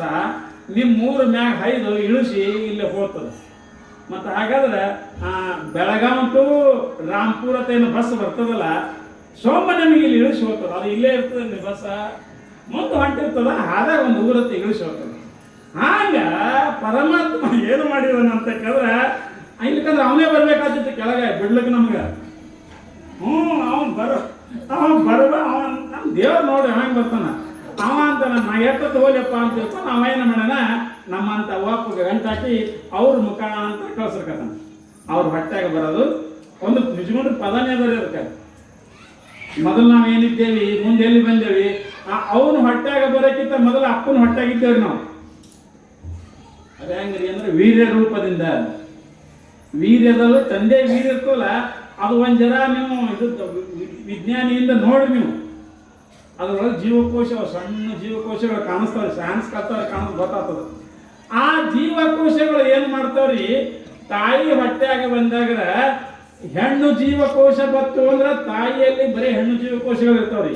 ಮತ್ತೆ ನಿಮ್ಗೆ ಅದನ್ನು ಹೇಳ್ತೀನಿ, ಗಂಡ ಹೆಣ್ಣ ಯಾಕೆ ಬಿಡ್ತದ ತಿಳ್ಕೊಂಡು. ಹೆಣ್ಣಿನಲ್ಲಿ ಬರೀ ಹೆಣ್ಣು ಜೀವಕೋಶಗಳು ಇರ್ತಾವ್ರಿ. ಗಂಡಿನಲ್ಲಿ ಹೆಣ್ಣ ಗಂಡ ಎರಡು ಜೀವಕೋಶಗಳು ಇರ್ತಾವೆ. ಗಂಡಸರು ಬೆಳಕ ಎರಡು ಇರ್ತಾವ, ಹೆಣ್ಣು ಮಕ್ಕಳಿಗೆ ಬೆಳಕ ಬರೀ ಹೆಣ್ಣು ಜೀವಕೋಶಗಳು ಇರ್ತಾವ. ಈಗ ಗಂಡಿನ ವೀರ್ಯದಲ್ಲಿ ಆ ಜೀವಕೋಶ ಹೋಗಿ ಹೆಣ್ಣು ಜೀವಕೋಶ ಹೋಗಿ ಕೂಡ್ತು ಅಂದ್ರೆ ಅವರಲ್ಲಿದ್ದ ಹೆಣ್ಣ, ನಮ್ಮಲ್ಲಿದ್ದ ಹೆಣ್ಣು ಹುಡ್ತದೆ. ಮತ್ತೆ ನಮ್ಮಲ್ಲಿದೊಂದು ಗಂಡ ಜೀವಕೋಶ ಹೋಯ್ತು, ಹೆಣ್ಣಿನಲ್ಲಿ ಒಂದು ಹೆಣ್ಣು ಬತ್ತು ಅಂದ್ರೆ ಆ ಹೆಣ್ಣ ಗಂಡ ಕೂಡಿರುವುದರಿಂದ ಗಂಡು ಹುಡುತರು. ಅದಕ್ಕೆ ಪುರುಷರಿಗೂ ಮಲಿ ಮಾಡಿರಲ್ಲ. ಇದಕ್ಕೆ ಕಾರಣ ಅದಕ್ಕೆ ನಾವು ಪೂರ್ತಿ ಪುರುಷರಲ್ಲ, ನಮ್ಮಲ್ಲಿ ಹೆಣ್ಣು ಮತ್ತು ಗಂಡು ಎರಡೂ ಅಲ್ಲ. ಹೆಣ್ಣು ಮಕ್ಕಳಲ್ಲಿ ಬರೀ ಏನೇ ಹೆಣ್ಣು ಜೀವಕೋಶಗಳಲ್ಲ. ಹಂಗ ನಾವು ತಾಯಿ ಹೊಟ್ಟೆಯಿಂದ ಬರುವುದ ಇಷ್ಟೆಲ್ಲ ನಾವು ಮಾಡ್ಕೊಂಡು ಬಂದಿದ್ದೀವಿ. ನಿಜವಾಗಿ ನಾವು ಯಾರು ಅಂದ್ರೆ ತಂದೆ ತಾಯಿಗಳ ಮುಖಾಂತರ ಬಂದರೂ ಕೂಡ ನಾವೆಲ್ಲರೂ ಪರಮಾತ್ಮನ ಪುತ್ರರೇ. ಆದ್ದರಿಂದ ಇಷ್ಟೆಲ್ಲ ಮಾಡ್ಕೋತ ಬರ್ರಿ ಅಂತ ತಿಳ್ಕೊಂಡು ಇಲ್ಲಿ ಹೇಳ್ತಾರ. ಮುಂದೆ ರಾಜನಿಗೆಲ್ಲ ಹೇಳಿ ಆ ರಾಜನಿಗೆ ಏನು ಮಾಡ್ತಾರ, ಉಪದೇಶ ಮಾಡ್ತಾ ಇದ್ದಾರೆ. ಲಿಂಗ ದೀಕ್ಷೆಯನ್ನು ಕೊಡ್ತಾ ಇದ್ದಾರೆ ರಾಜನಿಗೆ.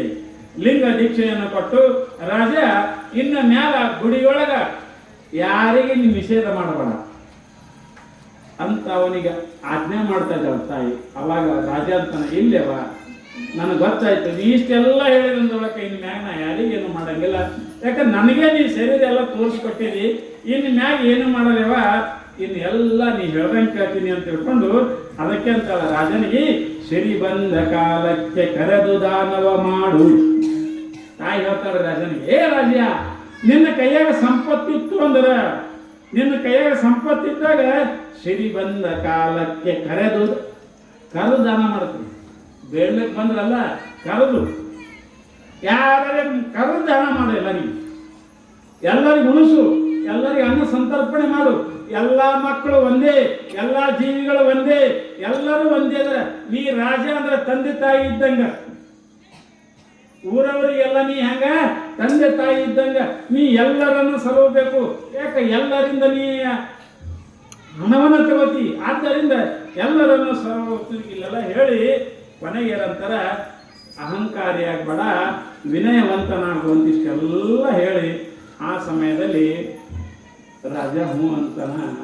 ಇಷ್ಟೆಲ್ಲ ಹೇಳಿ ತಾಯಿ ಮುಂದೆ ಸಂಚಾರಕ್ಕೆ ಹೋಗಬೇಕು ಅಂತ ಹೇಳ್ಕೊಂಡು ತಯಾರಾಗ್ತಾ ಇದ್ದಲ್ಲ. ಅದಕ್ಕೆ ಸಾಮಾನ್ಯವಾಗಿ ಈ ಗುಡ್ಡಾಪುರದ ದಾನಮ್ಮ ತಾಯಿ ಏನು ಮಾಡಿದ್ರು, ಆ ರಾಜನಿಗೆ ಜ್ಞಾನ ಮಾಡಿಕೊಟ್ಟು ಆ ತಾಯಿ ಮುಂದೆ ಮತ್ತೆ ಎಲ್ಲಿ ಹೊರಡ್ತಾ ಇದ್ದಾಳಂದ್ರೆ, ನಾಳೆಗೆ ಕಾಶಿಗೆ ಹೋಗ್ತಾ ಇದ್ದಾಳೆ. ಯಾವ ದಾನಮ್ಮ ತಾಯಿ ನಾಳೆಗೆ ಕಾಶಿಗೆ ಹೋಗ್ತಾ ಇದ್ದಾಳೆ. ಅದಕ್ಕೆ ನಾಳಿನ ದಿವಸ ನಾವು ಇದೇ ವಿಷಯವನ್ನು ಕೇಳಿ ಧನ್ಯರಾಗೋಣ ಅಂತ ತಿಳ್ಕೊಂಡು ಹೇಳಿ ಇವತ್ತಿನ ಈ ನನ್ನ ವಾಕೃಪ ಸೇವೆಯನ್ನು ಗುರುವಿನ ಹತ್ರ ಮುಕ್ತಾಯ ಮಾಡ್ತಾ ಇದ್ದೀನಿ.